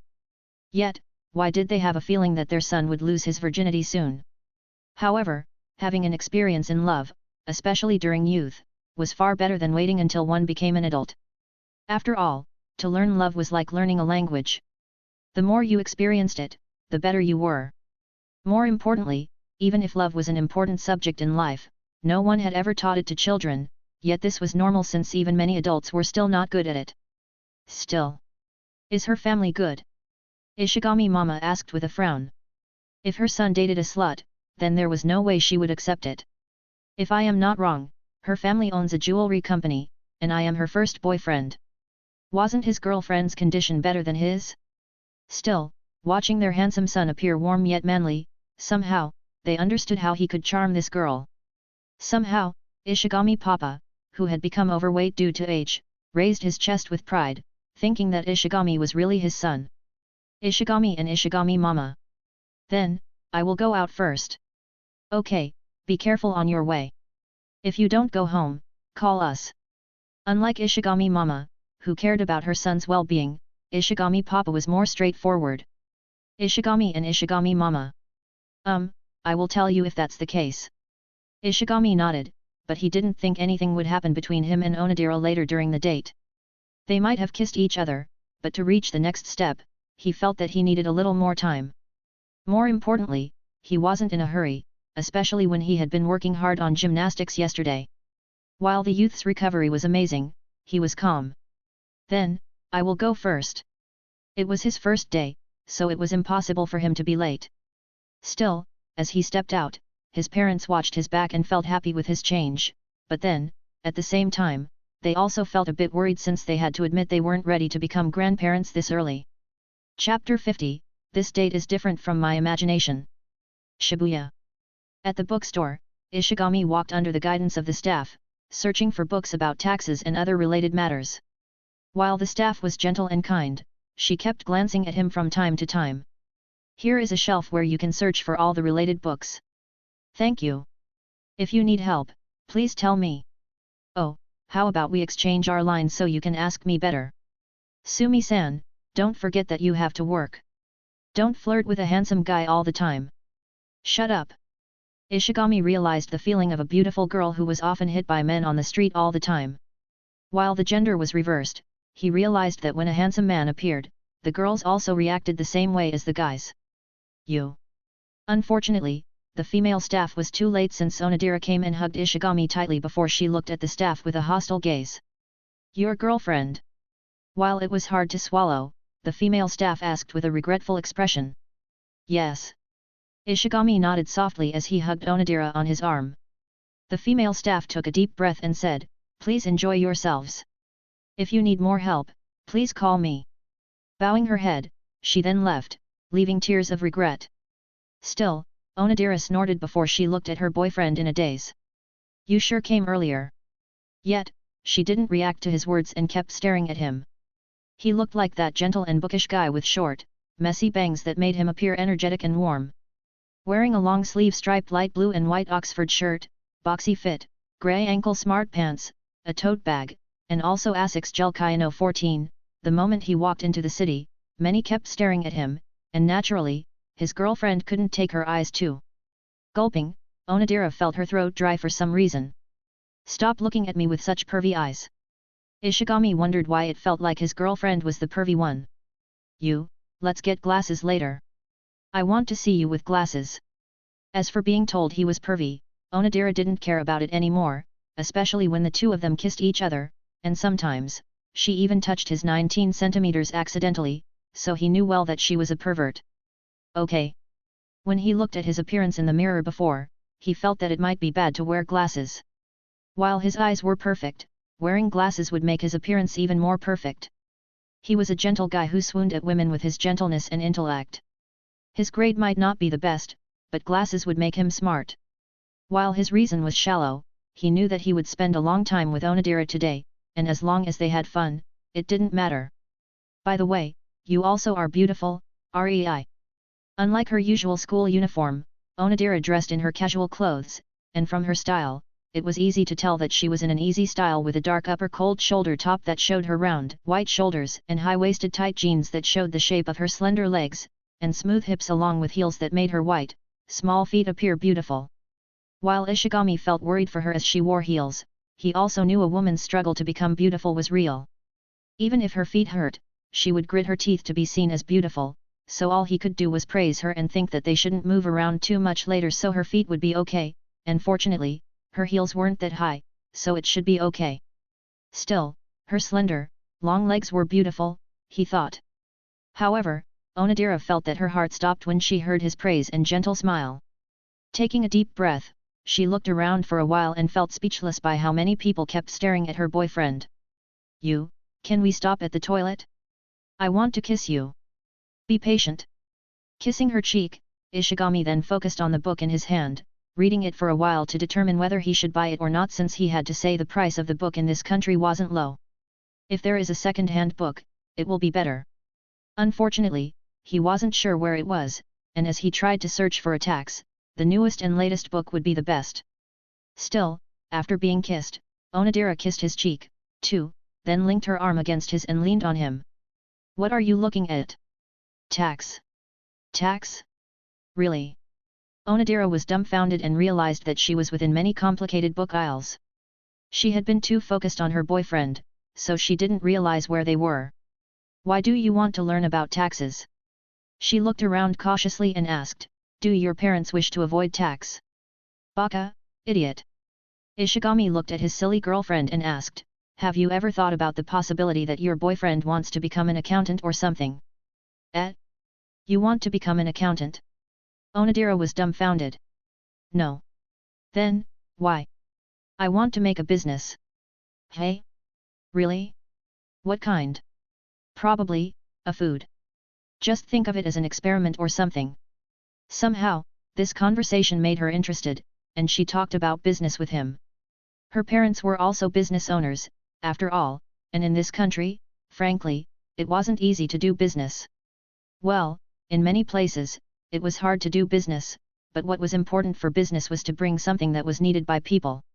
Even if it wasn't needed, they needed to make others believe that it was needed. It was like a diamond, that brilliant stone that was meaningless in everyday life, but somehow, it had become a symbol of love for one to get married due to marketing.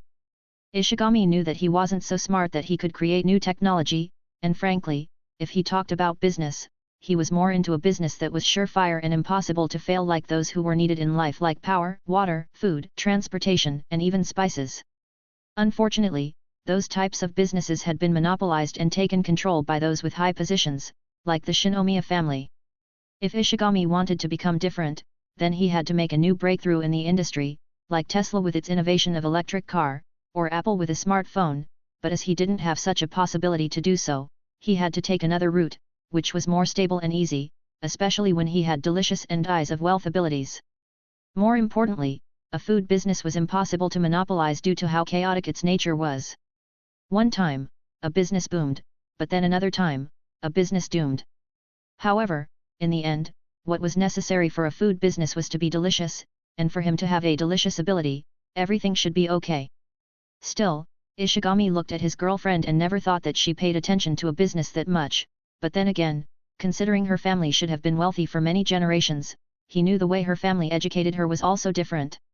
While her family gave her generous pocket money, they also told her to watch out since every family business must have many bank debts. It was possible for every business to go bankrupt, even the Shinomiya group also wasn't immune to it, so the only way to protect themselves was to teach them a sense of danger from childhood so that way, they could protect their family wealth and continue their comfortable life. Still, there was an exception, who spent their days in debauchery and caused trouble for their family, too.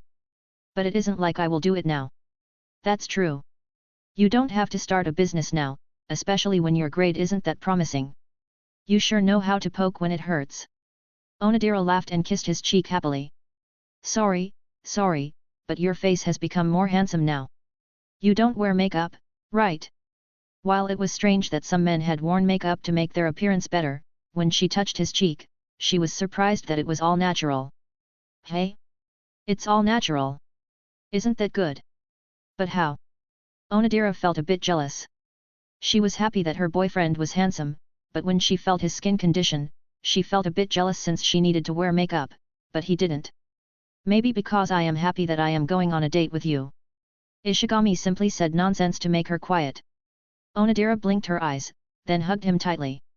I love you. Patting her head softly, Ishigami knew that this could give him a few minutes of silence. Please say you love me too.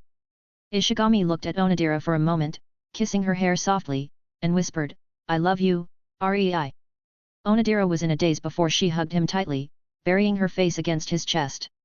In that quiet moment, Ishigami rubbed Onodera's arm and used this quiet chance to take the book he was interested in before he was ready to go to the cashier to pay, but when he was about to walk, his eyes were attracted to a single book. The Art of Drawing. He thought for a while and decided to take it, too. You are going to buy that too? Onodera saw her boyfriend taking another book, and she prepared to take her wallet to buy all of them for him. I will buy them myself. Keep your money for later. Watching how eager Onodera was to pay for him, Ishigami realized that it might be better for him to become a gigolo, considering how easy it was to make money. Like a beautiful girl who could have an easy life just because of their beautiful appearance, a handsome guy could also do the same.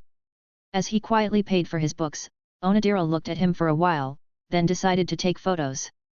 Frankly, before, she had taken a lot of his photos when he quietly read books, but more was better, right? Still, watching how handsome his boyfriend was, she wanted to show off somehow. Can I upload some photos on my Instagram? Do it. Thanks.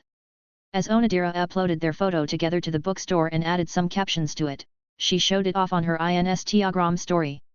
As expected, she didn't have to wait too long, and there were many responses instantly. Girls were like this. They had nothing to do. Well, men aren't much different, though. Still, at the same time, when Ishigami was about to pay, his smartphone also vibrated, but when he saw the one who called and also sent him chats, he decided to put it down and looked at Onodera, feeling a bit regretful to give her permission to upload their photo on her Instagram, but let's just focus on improving himself. First, the body. The second is the mind. Then, the third will be money. As for the last, if he was lucky, he hoped to get more rewards from various heroines. Is it done, you? Yet. Ishigami nodded. Let's start our date. This was his first date with his girlfriend, so let's focus on having a happy time with the two.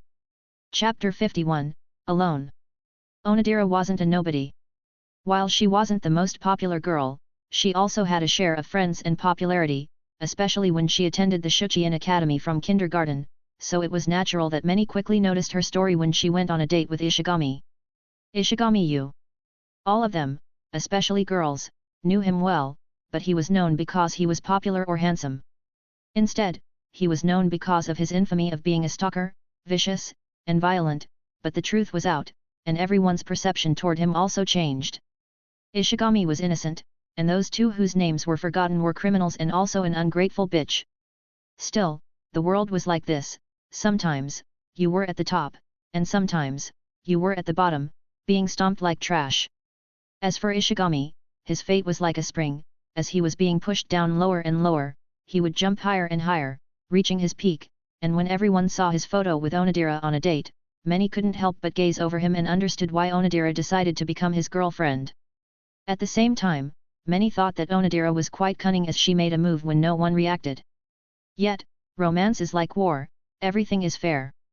Onodera realized Ishigami's advantage before anyone else and confessed to him first, so when all of them realized everything, it was too late, and what they could do was watch them, feeling jealous and envious of how happy they were.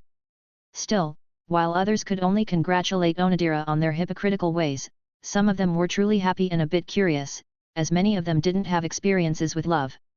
Nevertheless, watching all the notifications, Onodera felt a bit regretful about showing off and decided to ignore all of them since if she talked to them, she knew well that they would continue to talk for so long that they might bother her date with her boyfriend. Meanwhile, Ishigami was troubled by the chats sent by Kobachi, but like Onodera, he pretended that he didn't see anything and continued the date. As for Tsubame, she was quiet, but it was normal since she hadn't woken up from her sleep and was exhausted after teaching Ishigami gymnastics. Naturally, Chika also saw the lovely picture of Ishigami and Onodera. It didn't take much time for her to know who Ishigami's girlfriend was, as her junior on the tabletop gaming club was Ishigami's classmate, and with her connection, she quickly followed Onodera, yet she started to regret her decision, especially with how show-off this girl was, and when she saw Ishigami's gentle smile.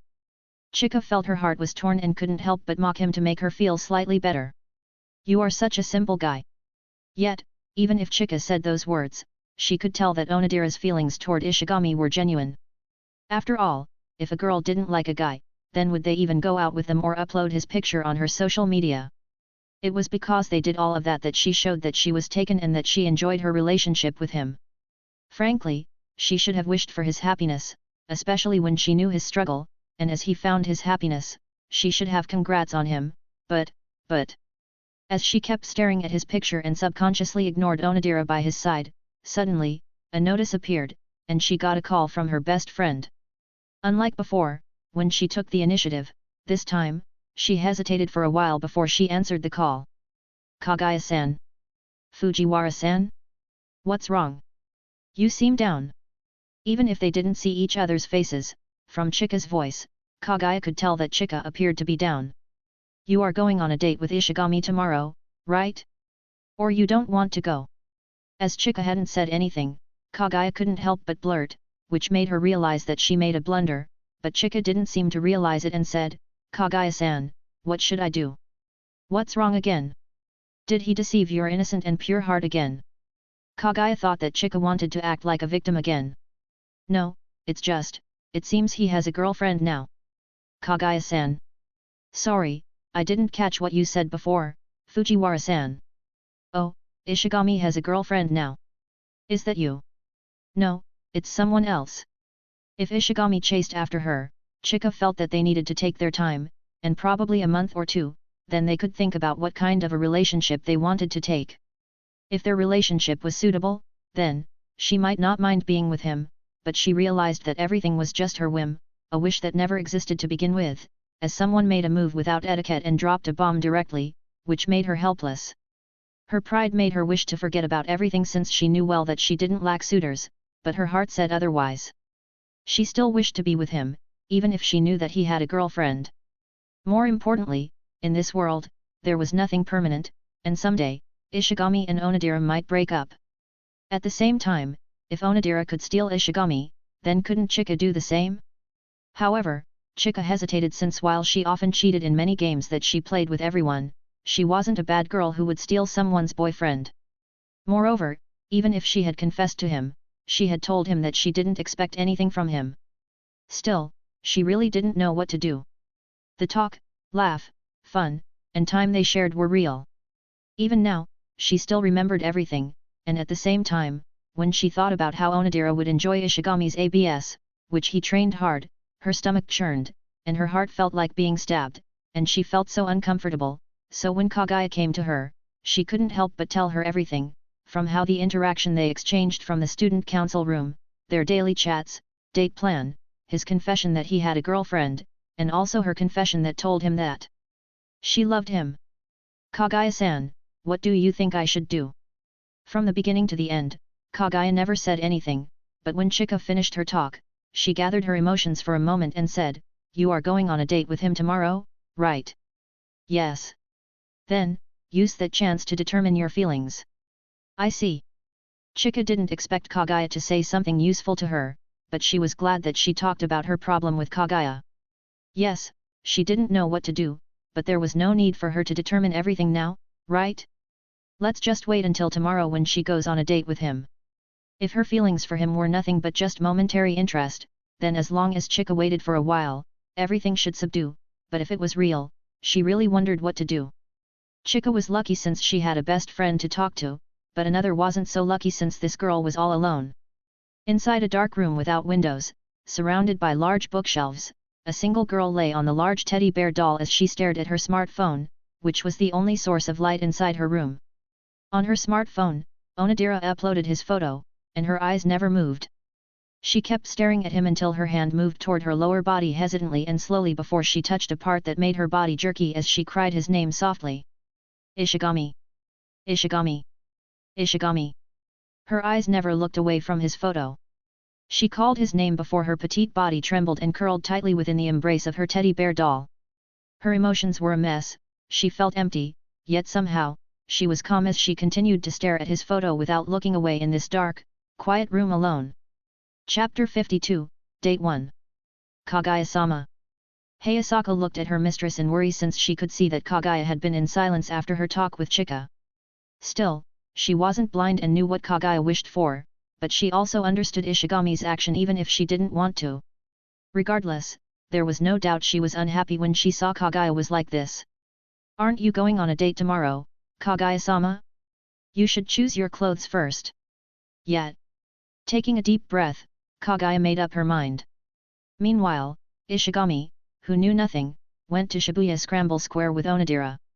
While he wanted to see the small stores in the district nearby, she told him that this was the place where she usually bought her clothes, but he had to say, the brands that she had chosen for him were a bit too expensive for him.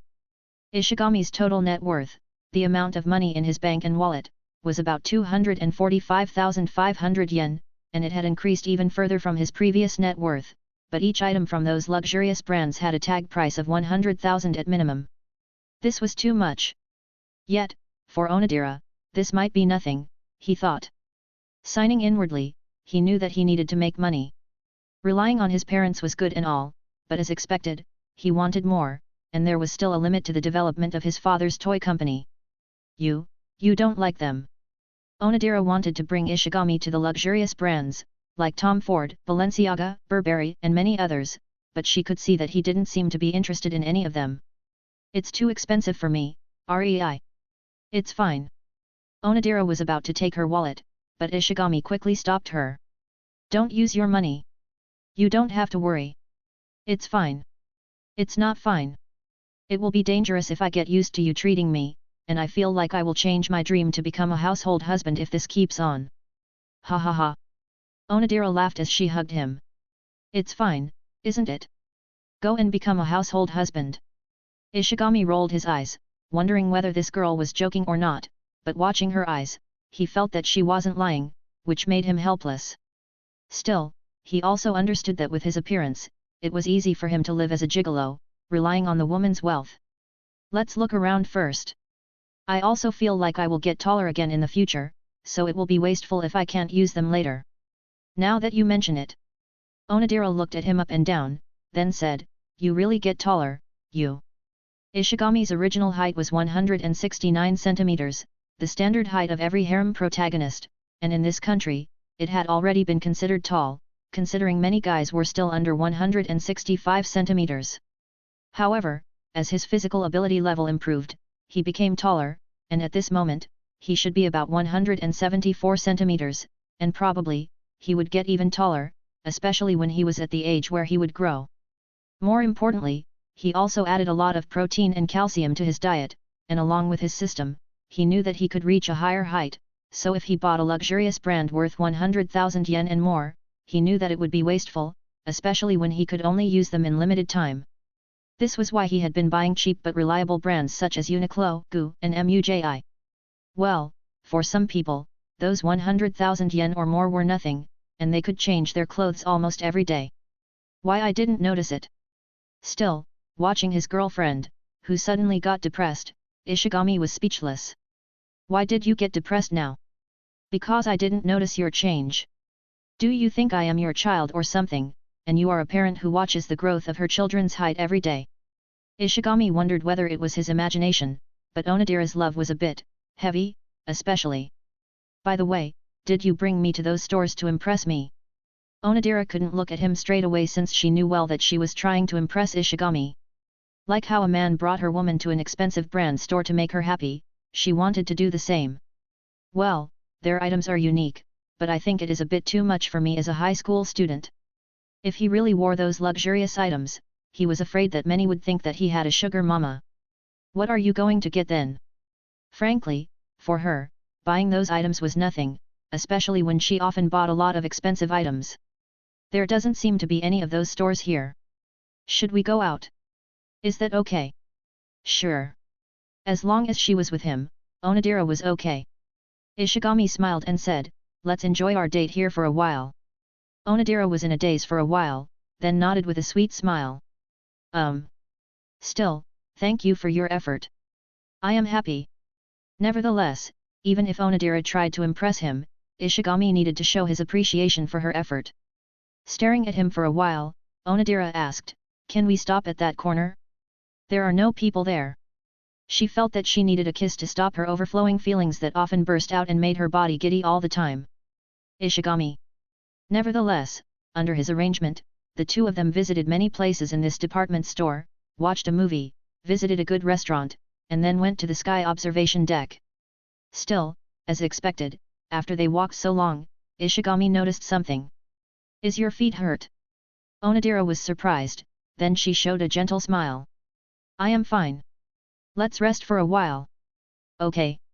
Even if she said that she was fine, it would be great if she could rest for a while. Let me check your feet. No, it's too sweaty. Your hands will get dirty. It is fine. We have many places that we will walk to later. It will be a disaster if your feet hurt. So, when Onodera rested on the sofa, Ishigami crouched down, staring at her little white feet. Her toes were small, and her nails were painted pink, which made them cute and beautiful. When Ishigami was in a daze for a while, Onodera blushed. Why you, it's a bit embarrassing if you keep staring at them like that. Yeah, sorry. Ishigami shook his head, thinking that he had calmed down, especially when he had been comforted last night, so, at this moment, he could focus on taking care of Onodera's feet. Taking off her shoes, he rubbed and gave a massage gently. Should I press harder? No, that's enough. Ishigami fell in silence when she heard a comfortable sigh from Onodera that sounded so seductive, but fortunately, they were at the corner, and it was rather noisy due to the intense wind from a high altitude, so it was all fine. Nevertheless, many couldn't help but look at them, feeling a bit jealous of Onodera as she had an attentive boyfriend. Meanwhile, Onodera blushed, thinking that she was so perverted, thinking that it would be great when those hands of his could be used to rub her entire body as she felt his hands against her toes, entangled with each other, which made her so comfortable. There is no smell, right? They had been walking for so long, so she was worried her feet were smelly. No, it smells nice. Ishigami didn't lie since he knew Onodera had put a body lotion on her feet and probably even put perfume on them. Pervert. As expected, she thought. She knew that it seemed Ishigami was into her legs and feet, and this was why she had been wearing small heels since she knew that she would appear attractive in his eyes. Yes, she knew that they would walk for so long, and her feet definitely would be hurt, but this was a necessary sacrifice to make him happy. Still, it seemed he noticed her sacrifice, slowing down whenever they walked, and sat down so she could recover her feet. At the same time, she couldn't help but glance at his lower region, wondering whether it was reacting, but unfortunately, it didn't, which made her a bit disappointed, and she also fell into guilt, considering how perverted she was. Nevertheless, they didn't stay for so long after he gave a message to her feet, and she held his hands without hesitation before they started their date again, and this time, they would go to the place he wanted to visit. Fortunately, Shibuya was known as one of the fashionable districts, so all the brands that he sought were there. Levi's, Dr. Martens, and Carhartt. When Onodera went to the stores Ishigami was interested in, she also couldn't help but join him in the shopping and buy a lot of things, especially Dr. Martens, which fitted her aesthetics. I never knew that you liked those types of clothes. Rugged, manly. These were most of the types of clothes Ishigami bought. Anyway, as a man, he felt that he should be simple, and his staple was definitely a simple white and black t-shirt and jeans. As for the rest, it can be adjusted depending on the situation, either by changing the shoes or jacket. Yet, for Onodera, who watched him, she felt like she wanted to buy the entire store so she could see him in a private fashion show. More importantly, she knew that Ishigami often styled in a different type of fashion, which made him even more irresistible. Still, as the sun was about to go down, Ishigami thought that it was time for them to go home, but... Can we stay for a little longer? Are you okay with staying late? I have told my family. It will be fine for me, but what about you? My parents are okay too. Then, let's have dinner together. Sure. Ishigami agreed, then asked, where are we going? I have booked a place. It is a good place. Leave everything to me. Okay. Yet, what he didn't know was when Onodera held his hand and pulled him, her face was a little lewd. Chapter 53, Woman. We're going to the hotel. Ishigami wondered where they would go as they took a taxi, but he had never expected Onodera to bring him to the hotel. The food here is delicious, especially at dinner. You won't regret it. His expression was weird, and there was a moment of hesitation inside, but when he saw Onodera's nervous expression, he sighed inwardly and nodded readily. Okay. Good. Let's go. When he agreed, Onodera's smile bloomed like a flower and happily brought him to the restaurant inside the hotel. Shaking his head helplessly from behind, Ishigami knew that he shouldn't think of this, especially with how short their relationship was, but he just couldn't shake the thought of what would happen after they ate dinner. Still, his girlfriend just wanted to make him happy, so he knew that he shouldn't have a despicable thought, but if her girlfriend had such desirable and perverted thoughts, then as his boyfriend, even if it was quite early, he decided to give himself. Nevertheless, Onodera was generous, especially when she brought him to the 5-star hotel in Tokyo. By the way, let's go to the room first and wash up. We have been outside for a while, after all. Let's take a bath first and wear our new clothes for dinner. Her suggestion was reasonable, and there was nothing weird about it, especially when they had been walking around from noon till evening. In this place, those who entered the dinner were expected to wear clothes that suited the place and occasion. Their clothes were good, but their bodies were sweaty from walking, so Onodera suggested they enter the room and wash their bodies, changing into their clothes. Moreover, even though Ishigami mostly brought casual clothes, he also bought clothes that were suitable for formal occasions. Similarly, Onodera bought clothes with a similar theme. Moreover, if we put our items in the room, it will be convenient for us to have dinner. Okay. While Ishigami felt something weird about Onodera's suggestion, he decided to accept her suggestion. There was nothing wrong with her words, and she also tried her best, so all he could do was accept everything so her resolve wouldn't go wasted, especially when she had worked so hard to prepare everything for him. Yet, he had to say, her choice of hotel made him feel quite conflicted. Intercontinental Tokyo Bay. Naturally, with such a name, this hotel was located near the Tokyo Bay, but unlike the horror of Tokyo Bay, which he always imagined, the scenery that he saw from their room was beautiful, with sparkling lights from the most bustling city in this country that could be seen even from the distance. Yet, even with how sparkling this city was, the distant ocean was pitch dark, like an abyss that awaited him. Was this going to be his fate? Ishigami knew well that he had done something wrong yesterday, even worse, twice. He was horrible, he thought, yet when he thought about the rewards he could gain from the system, it was impossible for him to stop. For money, even the closest family, lover, or friends could become an enemy, then for him, who could get everything by just dating several heroines at the same time, why should he even hesitate? It was wrong, yes, he knew that, and he knew that when everything was revealed, he would hurt them, but even so, once again, it was impossible for him to give up. Still, even if hurting them was something inevitable, he would definitely try to make them happy, even if this happiness was different from what people normally thought of. What do you think? When Ishigami stared at Tokyo Bay silently from the window of his room, Onodera came from behind and clung to him tightly, leaning on his back as her hands rubbed against his body, from his chest, slowly down to his belly, then inserted her two smooth hands inside his clothes, and rubbed his bare skin from his abs to almost forbidden area obsessively. Rei. Ishigami realized that he had become an innocent woman who had been invited into a room by a guy, thinking he wouldn't do anything. Unfortunately, something definitely happened between them, and at that moment, the two of them kissed directly the moment he turned. Inside this room, they were alone, no one would interrupt them, and it was like a different space from outside. Yet, they didn't fear it. Instead, it made their bodies yearn for each other's existence more. Closer, closer, and closer, they wish. Their lips never parted, they kissed each other's lips greedily with their tongues entangled against each other. As their bodies pressed tightly, Onodera could feel the rising heat that was stuck against her belly, and once again, she noticed his 19 centimeters white marker that she couldn't forget no matter what. She knew that it was too fast, yes, the moment they were together was so short that it was unbelievable, yet she believed it was him. She wished to give her everything to him. No one could have him except for her, and because of that, she was going to take his first. When they confirmed their relationship, he took her first, and she took his first. This time, it was the same, but this time, this exchange would be far deeper. She would be lying if she wasn't nervous, yet in his embrace, everything developed naturally. The two lay on the sofa, moving around, then even lay on the carpet-covered floor as they devotedly kissed each other. Their desire was impossible to stop, it was like a volcano that was about to erupt. At this moment, Ishigami didn't say the forbidden words. "Are you sure?" Those words were the most dangerous words and definitely couldn't be said at this moment. What he had to do was to show everything by action, not by words, but by how eager he was to hold her. So, while they hadn't taken a bath, or they were quite sweaty after their date, no one thought of stopping and just eagerly sought after each other, never stopping and just letting their instinct lead them. Naturally, as their instinct led them, their clothes started to lessen as they returned to their natural form.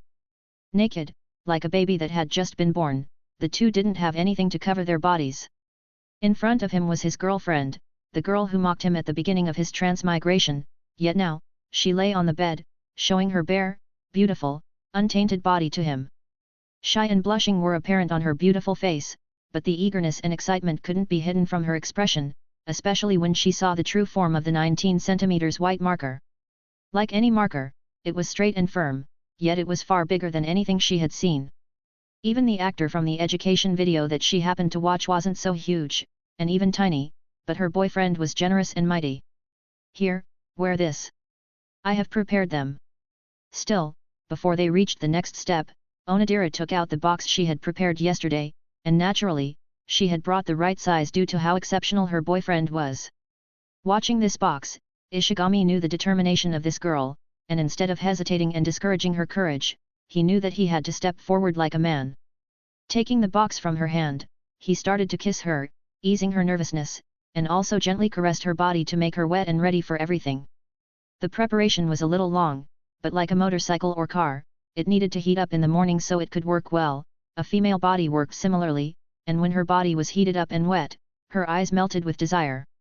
The 19 centimeters white marker that intimated her previously was no longer scary, and she even touched it curiously, trying to feel it and rubbing it as she slowly fell in love with it. Frankly, it was kind of cute, she thought. Then, as he kissed her forehead softly, Onodera said with reddened eyes, "I love you, you."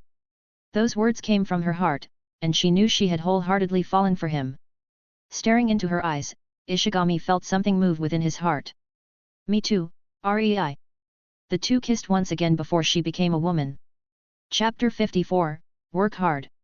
Madness. This was probably how they described their night. Onodera thought the beginning would be painful and even rough, yet unexpectedly, it was so comfortable and pleasant. His 19 centimeters white marker was intimidating after all, and it was also their first time, but even so, he made her comfortable, crying with happiness. She became a woman. Last night, Ishigami became a teacher. He was so gentle, teaching her knowledge that she never knew. As a student, Onodera was also eager to learn this knowledge and kept begging happily for him to teach her with a sweet voice. Unfortunately, instead of getting smarter, she became even more idiotic as her language became limited, and the words that came out of her lips were just shugoi. Aiku. Yamat. Yes, even if Ishigami was gentle, he was also strict, so Onodera was thoroughly worn out after last night's study session. Fortunately, the hotel had a service where they could send food to their room, so the two of them ate in the room, washing up before they slept soundly. Well, Ishigami could teach Onodera more, but he knew well this was Onodera's first time, so she needed time. At the same time, due to the system, he could quickly master his new knowledge even if he just lost his first time yesterday, so even if it was their first time, the two of them didn't fumble awkwardly and hurt each other due to their inexperience. Instead, there was no doubt this first experience was something that the two always remembered. "You were so amazing," Onodera said with a hoarse voice. The two washed themselves in the morning before they rested in the bathtub together. Using that chance, Onodera sat between his legs and leaned on him, rubbing her face lovingly like a kitten on her boyfriend as she kept praising him, which made him slightly overwhelmed, but he didn't hate her overflowing intimate exchange since he also understood how emotional she was, and being praised on that area was nice to hear, since what kind of a man who hated the praise of his woman who told him that he had given her a pleasure? "When I recover, let's do it again." At that moment, Onodera felt that her lower body was sore and exhausted, and she believed that she would walk while limping later, but even so, she couldn't forget the pleasant joy that came from their first time.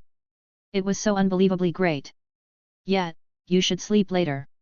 Kissing her hair from behind, Ishigami hugged her softly as he played with her breasts.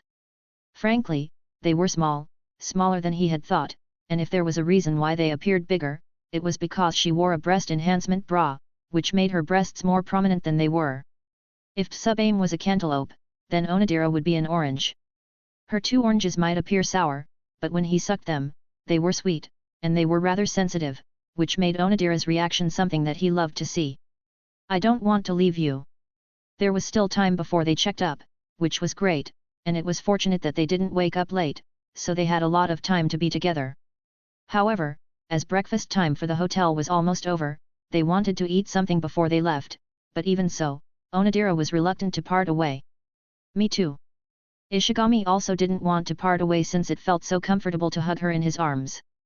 "But your parents might get worried about you."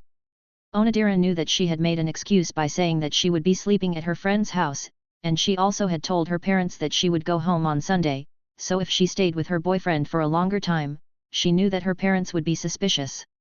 "Still, let's go back after this." When Onodera said so, Ishigami's body stiffened since she again held his white marker. It's as lively as ever. His 19 cm white marker had always been straight and impressive. In the beginning, she was a little afraid of it, but just one night, she loved it, and when they slept, she never let it go, holding it in her hand like the most precious treasure. Rubbing, stroking, caressing, Onodera held the 19 cm white marker in a variety of ways, trying to search for the most comfortable ways to hold it, but as she kept shaking it, the white ink spurted out from the marker and stained her beautiful face. Some of the ink even entered her mouth, but instead of being troubled, she tried to lick it, tasting it, which she thought was kind of nice. Fortunately, this ink was organic, so it was safe to consume. It tasted a little strange, but strangely enough, it was nice. The taste was quite nice, she thought, so she sucked the tip of the white marker curiously. Yet, watching his girlfriend, whose face was stained due to the white ink and her sunken cheeks due to her sucking his white marker, Ishigami thought that his girlfriend was dirty. Still, while there were many incidents in the bathroom, the two weren't late for the breakfast session and sat together closely, eating breakfast as their study session had taken much of their stamina. They might be young, and their bodies were brimming with vitality, but even so, they needed food to replenish their energy, especially Ishigami, who needed to work hard to make the white ink that his girlfriend loved so much. "I need to work out a little harder." If his physical ability was at level 1, he knew that it would be impossible to produce white ink so many times, but fortunately, his physical ability was at level 2. Still, while he was okay, he was a little worn out and hungry. Well, it wasn't that Onodera caused him trouble, since even if her stamina was good, considering she was a member of a sports club, she was a beginner and a newbie. More importantly, under his relentless attack, she could only succumb. However, Onodera loved to play with his 19 cm white marker and drank the white ink even if it wasn't supposed to be consumed. Ishigami also didn't want to admit defeat, so even if she tried to drink his white ink, he kept working harder to meet her demand. "Come on. Eat first. Feed me," Onodera asked feebly like a baby. "It can't be helped." Under his care, Onodera smiled happily, and she realized that many were staring at them. "No, it should be that they stared at her boyfriend. While she had realized it before, she also had to admit that he had become more handsome, and more importantly, his skill, energy, and 19 centimeters were impressive. Onodera knew that she was blessed, and because of that, she was a little smug, leaning on him happily, watching everyone, and showing them that this young man that everyone stared at was her boyfriend. Regardless, after they ate, it was their time to part. Ishigami didn't follow Onodera's home since he had somewhere to go, and it would also be dangerous if he sent her off since there was no doubt her parents would definitely find out that she was lying. Go home and take a rest. While Onodera felt reluctant, she knew that she needed to rest since she was so dead tired. When I wake up, I will call you. I might not answer your call since I might rest too. It's fine. Just call me when you wake up. Okay. Ishigami then kissed Onodera's forehead and said, see you tomorrow. See you tomorrow. Feeling his gentleness, Onodera felt satisfied, and her heart also calmed down since she really didn't want to leave him. Still, this wouldn't be their last time to be together, and tomorrow, when the school came, she could be with him again. Still, she didn't want to part right away and kept hugging him until he told her that she might cause trouble to the taxi driver. By then, Onodera reluctantly parted away before she went home by taxi, but even so, her face was stuck on the window all the time until she couldn't see him. She is like a puppy. While it was rude, Ishigami couldn't help but think so, but he knew that his day wasn't over yet. At the same time, he was glad that he trained his will by working out and studying most of the time, which made him resistant to the laziness inside his heart. Now, one more time. When this day was over, Ishigami knew that he could meet a new peaceful day, so he knew that he had to work out. I wonder how Kaiku and Shinomiya-senpai date is. Shirogane had called him before telling him that he would go on a date with Kaguya. It was good, Ishigami thought, and by then, he knew that there was no need for him to worry about anything, he just focused on improving himself. To become a better man. That was his goal. Still, even so, he wondered what to do at this moment, but he knew that his time was limited, especially when he was almost late, so when Onodera left, he hurriedly left toward his appointment place. As for the items he bought yesterday, he put all of them in the coin locker on the station. Fortunately, he wasn't late, but it surprised him when he saw the person he was going to today had already arrived. Still, she wasn't alone since she saw him being approached by a male, but fortunately, unlike Subame before, this guy wasn't trying to be touchy. Nevertheless, he could feel the aura of desperation from this guy, which made him speechless. Regardless, he had never tried to pick up a woman before, and this also made him a bit curious about how it felt to pick up a random woman that he had never known before on the street. However, he quickly threw this idea away since he had a girlfriend. Nevertheless, when he arrived, she quickly noticed him. Their eyes met each other, and she appeared to be in a daze for a while before she snorted and looked at him with a taunting expression. Ishigami knew well what she wanted him to do, which made him laugh, thinking that she was cute, so without hesitation, he approached her and said, "Sorry to make you wait, senpai." Chapter 55, Detective Chika is not to be underestimated. Today is the day of her date with Ishigami. When Chika thought of that, her body was slightly giddy, and even if she slept a little late, she woke up early, making up her preparation from an early morning since even if she knew that it was meaningless, she wanted to appear the best in front of that bastard. Several hours. This was the time she used to prepare herself, with hair, makeup, clothes, and many others. At the same time, she also needed to make her mental preparation since she knew well that her father was a little strict toward her, especially in the matter of romance. Still, as she prepared herself, she also wondered why she had to do all of this. She knew well that Ishigami had a girlfriend, so what was the point of her showing her best and going on a date with him?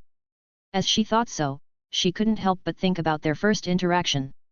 At the same time, she just wanted to help him, and then she invited him on a date.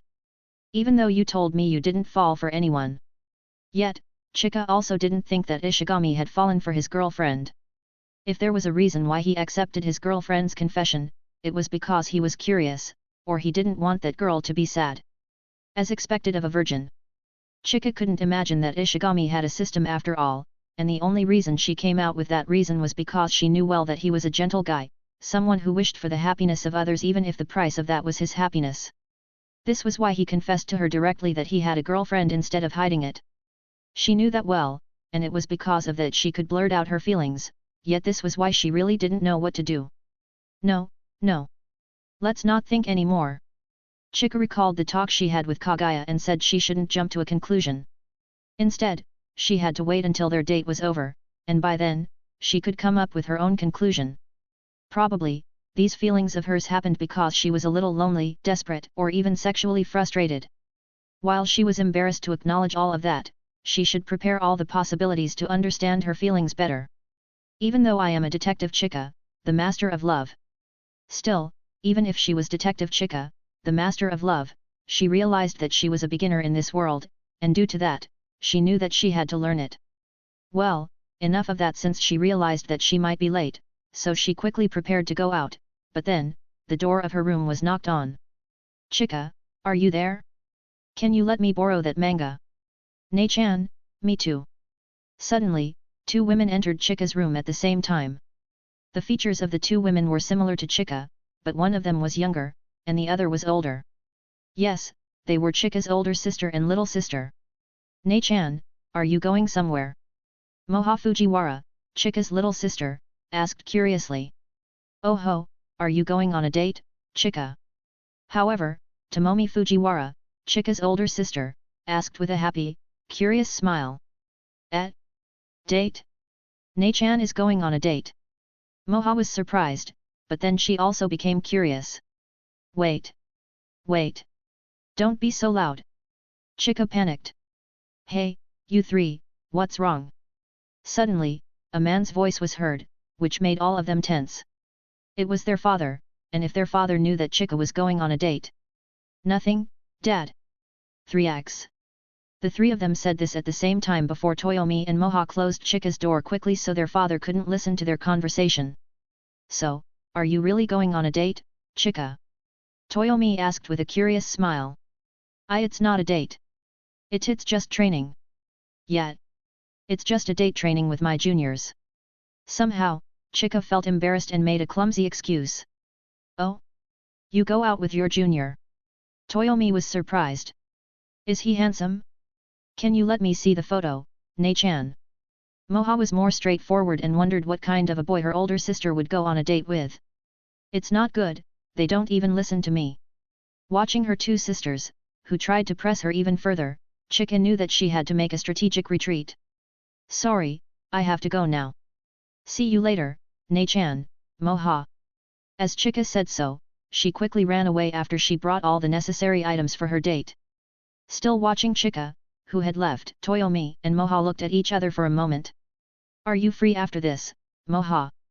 Well, I am free now, Toyomi-nichan, so I can follow you anywhere. The two smiled before they made up their preparations. Meanwhile, Chika, who could escape from her two sisters, faced her father, but she could simply say that she went out with her friend and then left for the appointment place where she would meet him. As she looked at her watch, she realized that she might have come earlier than the original time. Well, he should be there. Considering Ishigami's virgin status, to make her happy, Chika could imagine that he would be there 1 hour before the appointment time, so to not make him wait for so long, she decided to come 15 minutes or so before the appointment time. Unfortunately, this guy didn't follow the script and hadn't even arrived at the appointment place. Well, there is still a time before the time. As Chika comforted herself, she couldn't help but look at her appearance from the reflection of the glass walls of the nearby building. She looked at herself, thinking that she was cute, a perfect fit for the description of the perfect Shuchen Academy heroine. Naturally, due to how beautiful and cute she was, it was normal for her to be approached, especially when it was on the weekend when many people had nothing to do. Hey, that beautiful girl over there, are you free? If so, how about we have a coffee? I know a good place, and we can talk there. One guy suddenly approached Chika excitedly and confidently, thinking that he had found a beautiful girl. If he could bring her out, then he would be happy. I want to date her. He thought inside his mind as he started to imagine building a family with Chika inside his mind. The thought of Chika rejecting him never existed in his mind, especially when he had dressed the best, like the model in the fashion magazine that he bought. At this moment, he believed that Chika was swooned by his charm. More importantly, he had been observing Chika, and he saw that she had been standing there for quite a while. After making sure that no one came to her, he knew that there was a big chance that he could get her. Unfortunately, Chika didn't pay attention to this guy, and her thoughts suddenly became gloomy as she thought that Ishigami might not appear, ghosting her and stopping their plan all of a sudden. This thought kept crossing her mind as Ishigami never called her, and she had been waiting for 30 minutes. Chika kept staring at her smartphone, and the time kept moving until she felt a quite powerful step from the side, which made her look up. Chika was in a daze, staring at the figure who had made her wait. To be honest, she thought that yesterday's photo was all due to editing apps since she knew that there were many apps that could make people appear better than their original. Or, there might be a chance for Ishigami to put on makeup since some guys started to put on makeup now. After all, while she hated to admit it, she had to say that Ishigami, who was in the photo yesterday, was so handsome. Yet, when she saw him in front of her, she realized that everything was real, and when she saw him smiling in her direction, she felt her face flush red and looked away shyly, but then when she thought about what this guy did to her and how he had made her waiting for so long, she quickly pouted, snorted, then looked at him with a taunting expression as if she asked him what would he do to the guy, who had approached her. Still, even if there was someone approaching her, Ishigami just came to her naturally. "Sorry to make you wait, senpai. You are late." Chika came up with those words naturally when Ishigami came. Sorry. I will treat you to an ice cream later. I want to. Okay. Let's go." Ishigami took her hand and left the place. Cheating bastard! Chika thought as she looked at his strong hand, which held her hand firmly as if showing everyone that she was his. Even though she should have pulled her hand away, she didn't pull away and held his hand softly, obediently being led by him. As for the guy who approached Chika, well, he just stood there with twitched lips, especially when he saw Chika's apologetic expression in less than a millisecond before she looked away so quickly as if she was just looking at the pebble on the street, and looked at Ishigami with a happy smile, realizing that he was just used by this girl to make her boyfriend jealous and showed his possessiveness. As he looked at the distant sky, he thought that the girl was all cunning and dirty. Chapter 56, A Possessive Man. It tastes nice. Right.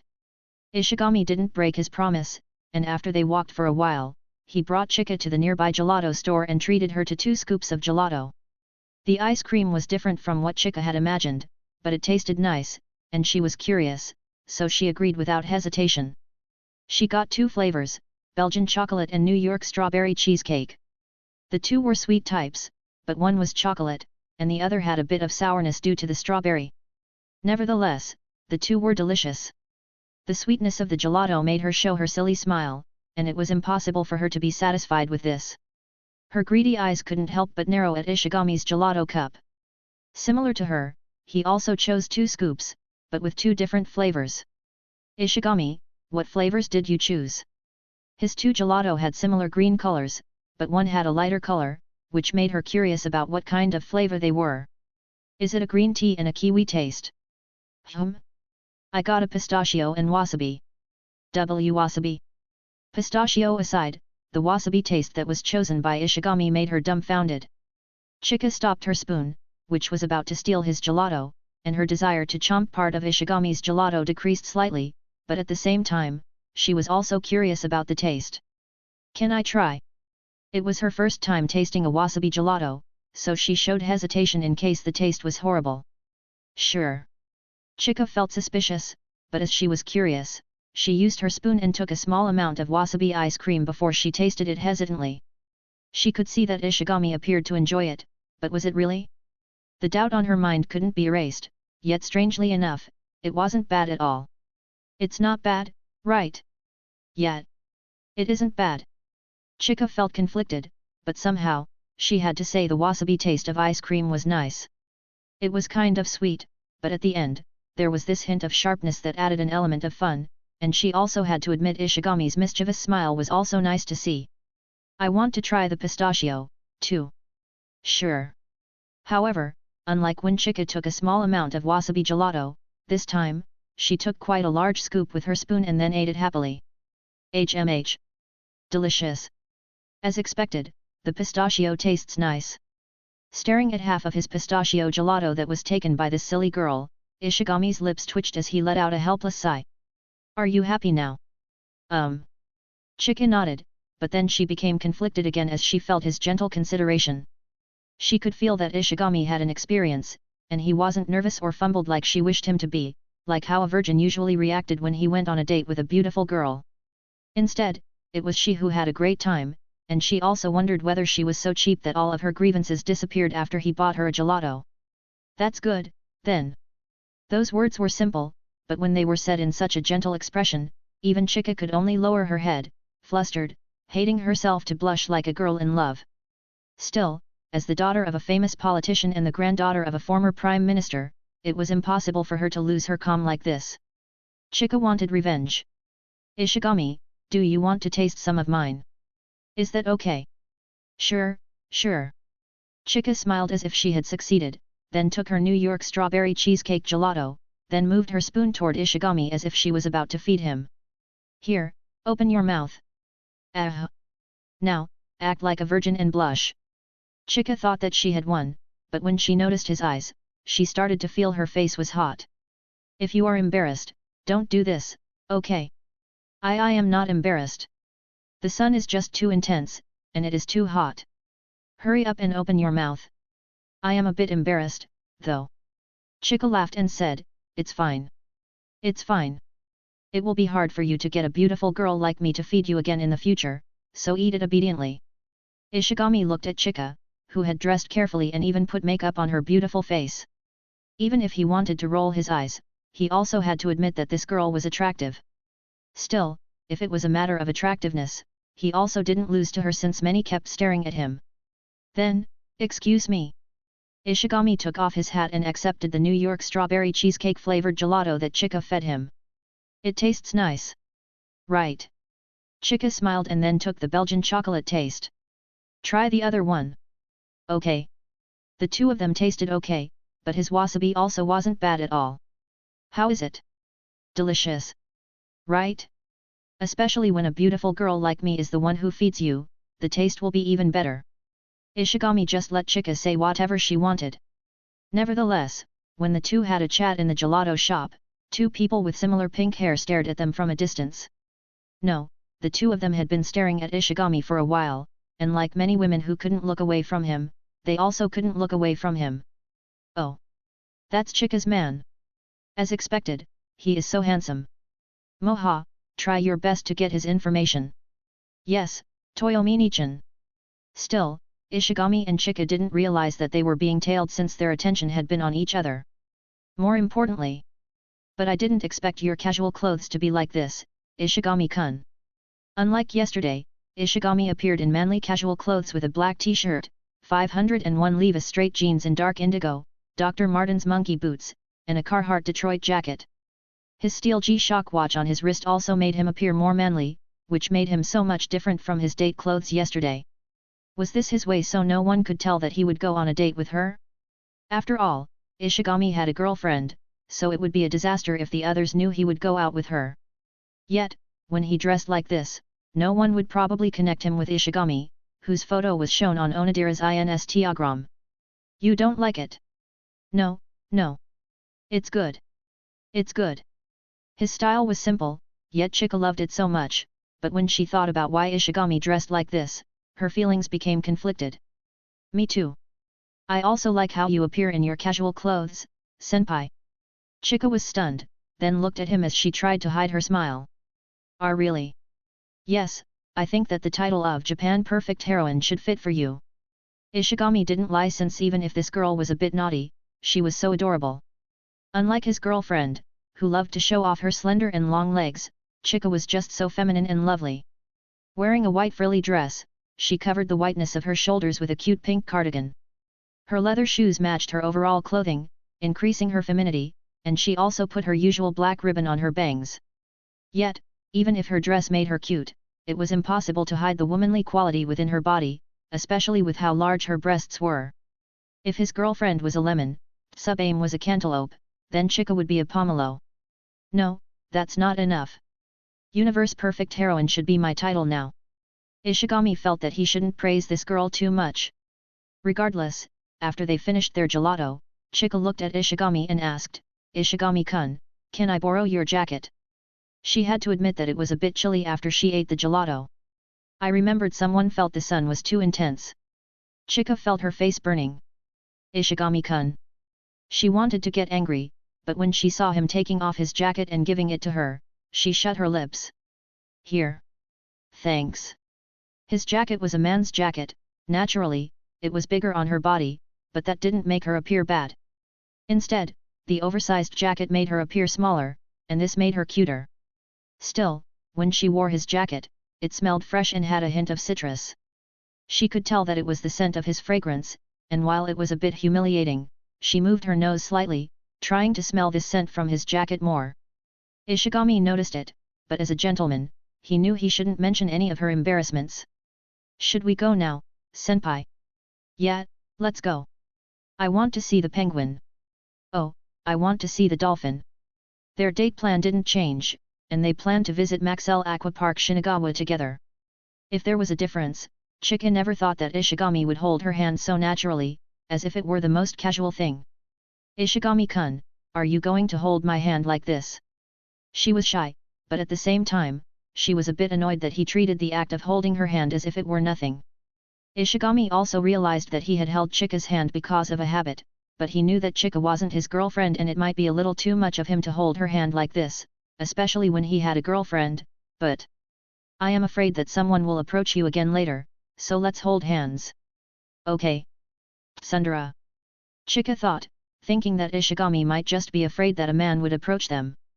What a possessive man. Yet, as she thought so, Chika smiled sweetly, following his lead as she held her hand tightly. Chapter 57, Sakana. We finally made it. You are right. Dolphin show. Penguin walk. I want to watch them. Let's go, Ishigami-kun. While it might be strange to be happy about this matter, with the limited space in Tokyo, many good places were close to each other, so it didn't take a long time for them to arrive at the aquarium where they would have their date. Still, as Ishigami saw Chika's bright smile, he wondered how the date between Kaguya and Shirogane was. He had set up a date for them, and he believed they should be having fun now, so now, he should have just focused on his date with Chika since he knew well that it might be the last time they would go out like this. Watching Chika, who held his hand, pulling him toward the entrance of the aquarium and still wearing his jacket, Ishigami said, "It says there's a dolphin show at 1 p.m. and then penguins go for a walk at 3 p.m. We still have a lot of time." Chika looked at Ishigami in surprise and asked, "You really excited about going on a date with me, hey?" If he didn't, then there was no way he would do such a detailed plan, watching the schedule, so they wouldn't be late to watch the dolphin and penguin. Isn't there a possibility that I am more happy about going to the aquarium? It's fine. It's fine. You don't have to be embarrassed. I know well that you are happy to go on a date with a perfect heroine like me. Chika knew well that Ishigami was at Tsundere, and he must have been embarrassed that she had discovered how excited he was to go on a date with her. Ishigami. Nevertheless, when they entered the aquarium, Chika proposed to pay for herself, even if Ishigami wanted to treat her. This was a great point, he thought. However, Ishigami decided to treat her since, while it was a bit petty, he wanted to regain his pride as a man, especially when Onodera kept treating him last time, making him unable to show his quality as a man. While he knew that he was relatively old-fashioned, as a man, he needed to provide for his woman, but then again, they were a high school student, and Chika also didn't lack money, so there was no need to force himself to pay her if she had determined to pay for her own ticket. Instead, he decided to respect her decision and also felt even more conflicted, wondering what he should do with their relationship. Look! Look, Ishigami-kun! They have a jellyfish exhibition. There will be a lot of jellyfish. Still, even this senior of his was a bit insolent occasionally, watching her sweet smile as she excitedly told him that they could watch many jellyfish. Ishigami only smiled and followed her whims. Let's go there too, but do you like jellyfish? I like spotted garden eels more. Dolphin, jellyfish, then a spotted garden eel. You sure jumped over the place. Ishigami looked at Chika speechlessly. Then, next time, you say that you like tuna or crab. Suddenly, Chika fell into silence, and some of the drool escaped from her pink, fleshy lips. Should we eat tuna or crab later, Ishigami-kun? How about we go around first? Let's go. As they held each other's hands, they entered the aquarium and watched the colorful fishes that were present, from small to large, from monotone to colorful. they saw everything. Ishigami. Ishigami. What's wrong, senpai? Standing on the side of the spotted garden eel aquarium, Chika put her hands together on the top of her head as she moved her body, squirming like the spotted garden eel. I am a spotted garden eel. Ishigami fell in silence, then took his smartphone quietly and took her photo. Ah! The sound of a smartphone taking a picture was impossible to mute, so when Ishigami took her picture, Chika naturally knew, which made her startled and shy. Hey, don't take my pictures so suddenly.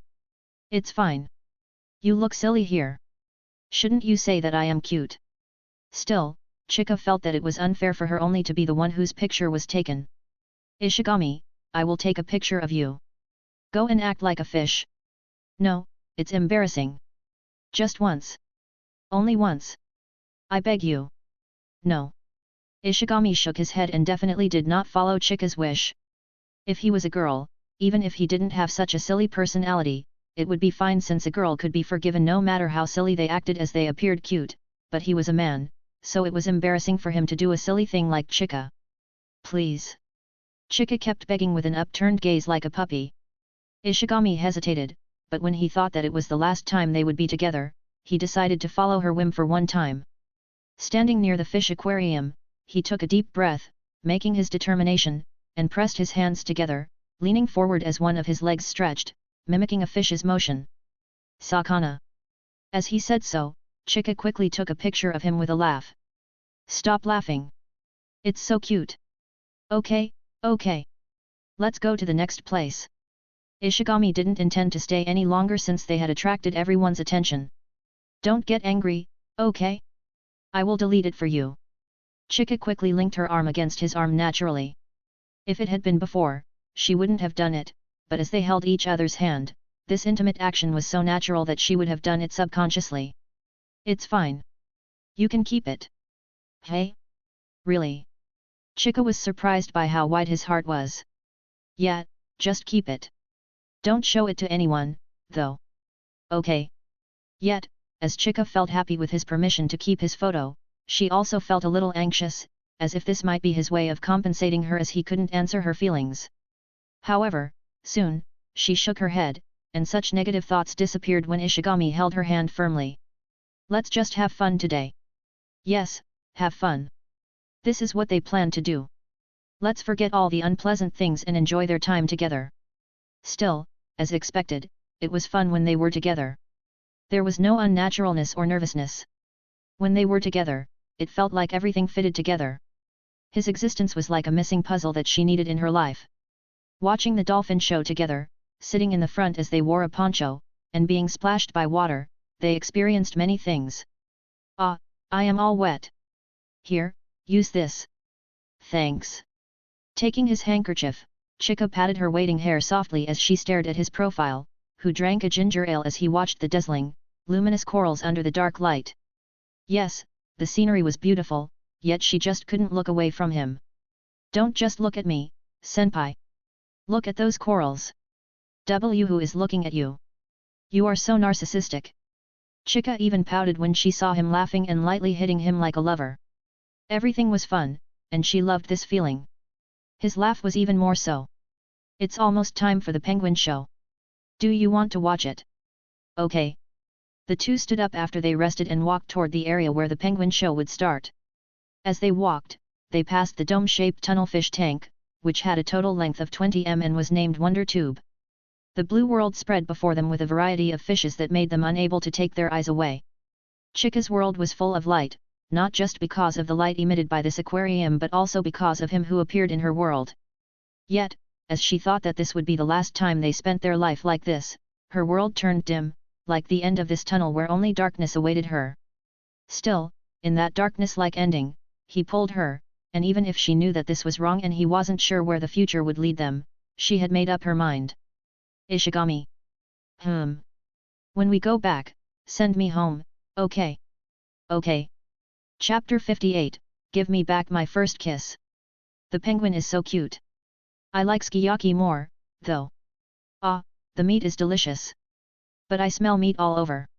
It's fine. You smell delicious. That's sexual harassment. After they spent their time in the aquarium, they went to the nearby yakiniku shop and had a meat feast together. Meaty, juicy, and fatty meats grilled under the hot grilling quickly turned brown and emitted a delicious aroma, which increased their appetite. Then, along with rice and deep-tasting sauce, the two wolfed down their food. But you were good at grilling meat, Ishigami-kun. You kept stealing my meat, though. Tee-hee. Acting cute won't make me forgive you so easily, okay? Chika only laughed as she leaned on him happily. Like her, his scent also became delicious due to the grilling meat. Yet, at the same time, their parting also became closer, but to be honest, Ishigami really wasn't sure what kind of conclusion he wished to make.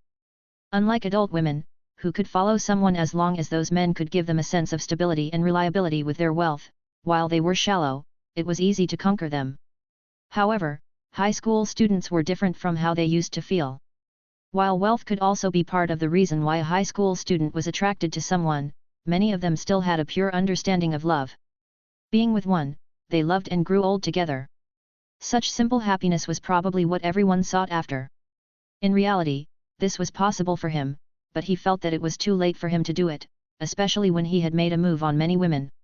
If he followed his greed, then he should just go along with the flow, make a move on Chika, and then get a reward from her. Yet, his heart made him resistant to doing such a thing since it meant that he would taint her. No matter what, she was his good senior, and even if she had done many strange things, all of them were harmless. His rationality and greed made him become heartless, yet his heart said otherwise. If he was a little older and exposed to the harshness of society, he knew that he wouldn't hesitate since, by getting close to Chika, he would get a reward. In this harsh world, a feeling was impermanent, but wealth and career were something that couldn't be lost no matter what and wouldn't betray him. When he reached the top and gained power and wealth, what kind of women wouldn't spread their legs for him? Or rather, he could get any woman that he wished for. Yet, as a young man, there was part of him that wished for something genuine, untainted, and pure. This might be childish, and many might mock him, especially after what he had done, yet, this longing was impossible to erase.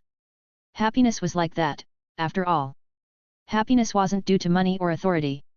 Those things might be great, but in the end, like Adam and Eve, even if they had nothing, as long as they were together, even if they were punished on the earth, they could spend their days in happiness. When two people had two sincere feelings, it was happiness. Ah, how pure I am! Ishigami rubbed his head inwardly, thinking that he was such a child when he knew well that, in reality, many couldn't work that way. Even the mother of Shirogane left the family because of Shirogane Papa's bankruptcy, searched for a better lover, and focused on gaining her wealth.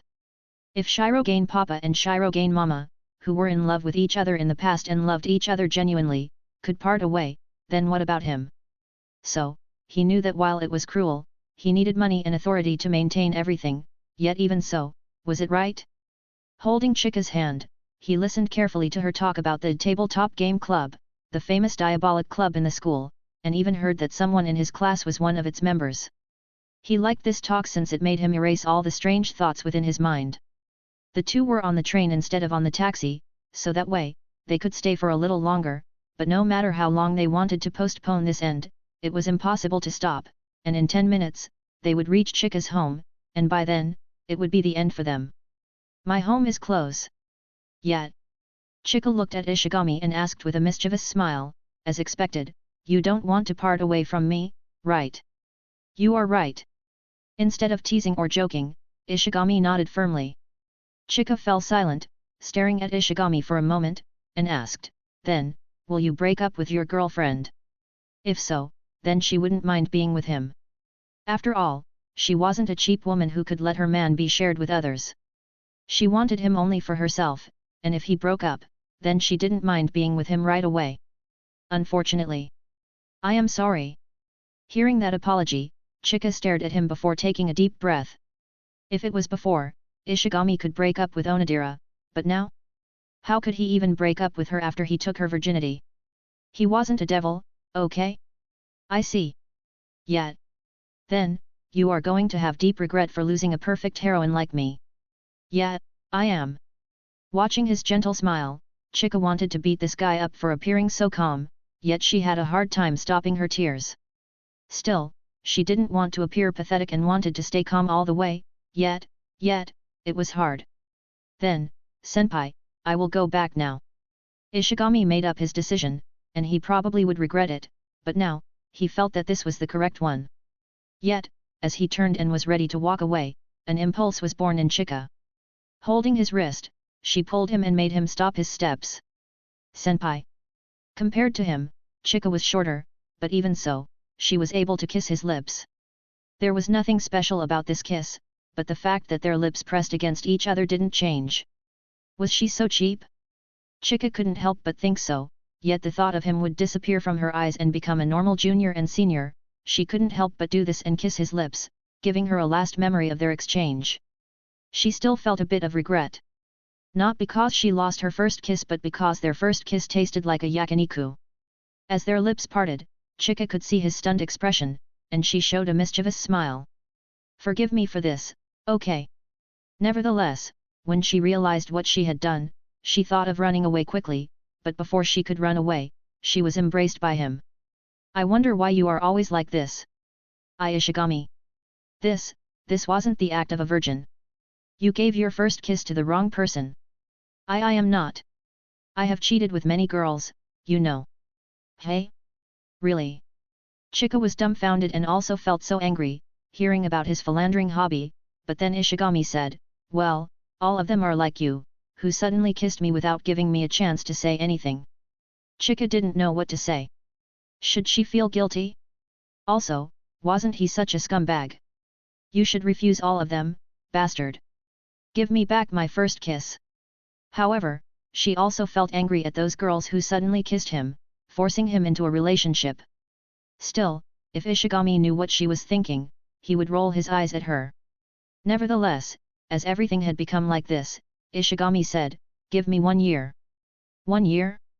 For what? Chika looked at Ishigami under scrutiny, but she didn't break away from his embrace. So, I can make you believe that you didn't choose the wrong man. I will make you fall for me so that you don't mind that I have another girl with me. Chika's lips twitched when she heard his shameless words, but then she asked, what if you fail? If I fail, then just dump me. The best revenge for a woman is to make a guy fall in love with you helplessly, then dump me without prior notice and make me feel so much regret that I wish that I am better to die without you. Chika stared at Ishigami for a moment, then said, it's fine. Fine. Ishigami was confused. It's my loss, so just treasure me, okay?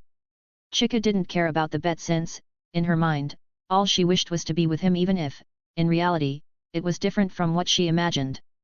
Yet, even so, she could tell that this beginning was something that she looked for, and for him, who could express his determination and wishes straightforwardly, she decided to do the same. Others might think of her as naive, yet even so, she wanted to believe in him. Ishigami fell silent, staring at Chika, who looked into his eyes closely as he felt a new emotion born within his heart. Then, can I kiss you again? Chika blushed and looked away, but she didn't show resistance, letting him kiss her fleshy, cherry lips. As expected of him, as a non-virgin, there was no hesitation in his action. She should hate this, yet why? It felt so good that she let out a cute moan. You are so cute, senpai. Shut up. If you just tease me then, just go home. As they kissed, naturally, his 19 cm eel was impossible to hide. However, unlike the spotted garden eel that danced like seaweed, his 19 cm eel stood straight like a rod, which somehow made Chika understand why this guy had so many girls around him. Still, unlike others, she wasn't an easy girl, and she would definitely dump him and make him regret it so much in case he disappointed her, but before that, let's just enjoy this kiss first. Something to learn today. I have just tried DIY, building my own rack in an IKEA-type store in my country. I hesitated for a bit since I have always bought something ready or had someone build it, but it is cheaper to buy the pre-made, so I bought it and then built the rack on my own. My impression? It was kind of fun, and it was easier than I had imagined to build the rack. Oh, before you buy, try to ask the store if there is a missing part or broken part. Lastly, I felt a bit regretful about adding the warranty add-on since it made it expensive, though some stores have you buy a warranty without you being able to refuse. Nevertheless, enjoy the chapter.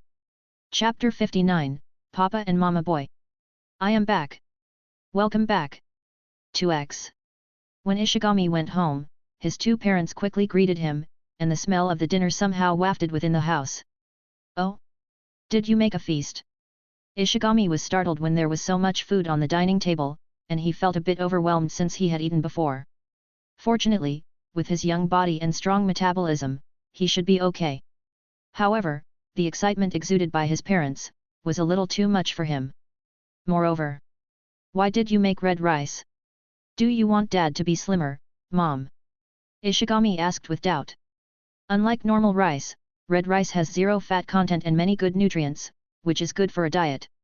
For Ishigami Papa, who was a little overweight, this was a good choice. Still, while this red rice was good for health, the taste was definitely far from white rice. "Baka!" Ishigami Papa scolded his son directly. However, Ishigami Mama laughed and then looked at his youngest son with a complicated tone. "Well, you know, we're celebrating because we know why you didn't go home yesterday." 3x. It felt awkward somehow. Even if Ishigami Mama and Papa knew that their son had lost his virginity, they felt speechless by how fast it was, and at the same time, this also wasn't something that they should talk openly about, right? "Should we eat now?" "Okay." 2x. The three of them decided to keep quiet without mentioning what Ishigami did yesterday, but even so, subtly, they asked him to bring his girlfriend, which he answered perfunctorily since he felt that everything was too early. Yet, Ishigami also knew that, unlike ordinary people, those people with a high status took the matter of a relationship more seriously as it would affect their wealth. If the two families had two good statues, then no one would think to part since not only did they love each other, but their family wealth would also become better, so why should they hesitate? After all, there were some families who let their children marry others for the benefit of their family, even if they didn't love each other, yet a child for a wealthy family, as they had enjoyed the benefits from their family, it was natural that they were expected to pay their families. Lack of love or cold? Well, it was because they were cold that they could become wealthy, and those who were emotional could only become poor as their feelings were easily toyed with by many. Still, he might be a little cold, but he would try to treasure them in his own way. Nevertheless, the dinner was enjoyable, and everyone was happy, especially when Ishigami Papa and Mama saw that their youngest son had grown up. Ishigami might be a little naughty, but for a family with a lot of wealth, being naughty was far better than being well behaved. When dinner finished, Ishigami thought of washing his body, but then, he moved quietly to his father. "Dad." "What?" Ishigami Papa looked at his youngest son helplessly, wondering whether Ishigami wanted to ask for more money. "Can you help me open a trading account?" "Trading account?" Ishigami Papa was startled, then he nodded. "Okay, I will register it tomorrow for you." "You don't ask anything like why do I want to open an account?" Ishigami asked with doubt. "It's fine. It's fine. I'm happy that you have the initiative to learn. I am still young, and we have quite a lot of money, so it doesn't matter if you want to try something. Even if you fail, it doesn't matter since you can learn something from it." In Ishigami Papa's mind, whether Ishigami could get profit or loss from stock trading didn't matter since what was important was for Ishigami to learn from this process. More importantly, it was quite common for some people in this country to put their money in stocks, especially when the value of their money would depreciate or even lose when they put it in the bank. Even Ishigami Papa also kept some of his money in the stocks, but naturally, he did not keep everything there, diversifying it so that way, even if one ended up in failure, his wealth wouldn't be affected. In other words, he didn't put all of his eggs in the same basket. Moreover, if Ishigami had a talent in this area, then it would be good, so there would be no need for him to walk around helplessly, especially when it was his eldest son who would take over the company. "Thanks, Dad. You are so handsome." Ishigami didn't expect that his father would be so supportive. "Is that all?" Watching his father's big boss-like attitude, Ishigami fell into silence and felt that he could use this chance to get more benefits. This attitude of his might be shameless, but if one couldn't be shameless, then how could one succeed? "Can you let me rent a room?" "Room? What for?" Ishigami Papa stopped talking and looked at his youngest son in silence, realizing what Ishigami had planned to do by asking him to rent a room. Even if he was a father, he was also a man, so he didn't continue with his words and just stared at him helplessly. "Be careful." "Thank you, Dad." Ishigami kissed his father's cheek, then put his hands quickly on Ishigami Papa's shoulders and said, "I will give you a massage." As for what the words "be careful" meant in his father's mouth, Ishigami was clear, and naturally, he would be careful. Ishigami Papa rolled his eyes, but he didn't say anything and let his youngest son give him a massage. Still, the satisfied smile on his face was clear, showing how happy he was. Ah, how unfair. I want a massage, too. Come here, Mom. I will give you a massage, too. Nevertheless, Ishigami didn't forget his mother, kissing her cheek, and then he also gave her a massage, giving a full course of massage to the two. After all, instead of letting them go to the massage parlor, it was better for him to take care of them, especially when they had taken care of him well. Moreover, if they were happy and loved him more, he could get more benefits. Well, he had become a papa and a mama boy, but it didn't matter since this situation was far better than not having parents at all, so one should treasure their parents well like him. Still, after he had given them a message, he washed his body and rested in the bathtub, knowing that he had to work harder. He had made such a greedy decision, so to take care of all of them, he had to become wealthier and more powerful. His family's wealth was good, but it definitely couldn't be compared to Kaguya's. His family might be able to determine the life of the employees of his company, but it couldn't be compared to Chika's family, whose family was a famous politician with even a former prime minister within the family. Frankly, he believed that he could reach their place, reaching the position of Kaguya and Chika as long as he was given time, but as he had made a promise with Chika, he knew that he had to work harder and build his own power to show that she didn't believe and choose the wrong man. While he might have limited himself before, Chika told him not to force himself. After all, he was just a high school student, studying was his main concern, but he believed that he could do more, especially with his eyes of wealth. There were a lot of things he could do with all the rewards he gained from the system, but more importantly, along with the reward he gained from Chika, he believed that he could do many things. Still, before that, he dried his body, put on his clothes, and returned to his room before he took his smartphone, looking at the number of missed calls, which made him helpless before he took a moment to prepare and called this person. The ringing tone was immediately heard, but it wasn't immediately connected. However, he didn't appear impatient and just quietly waited. Is it going to be ignored? He thought his call would be ignored as he had been waiting for a while, but when he was about to give up, thinking to talk with this person tomorrow directly, the call was connected. Thanks for listening.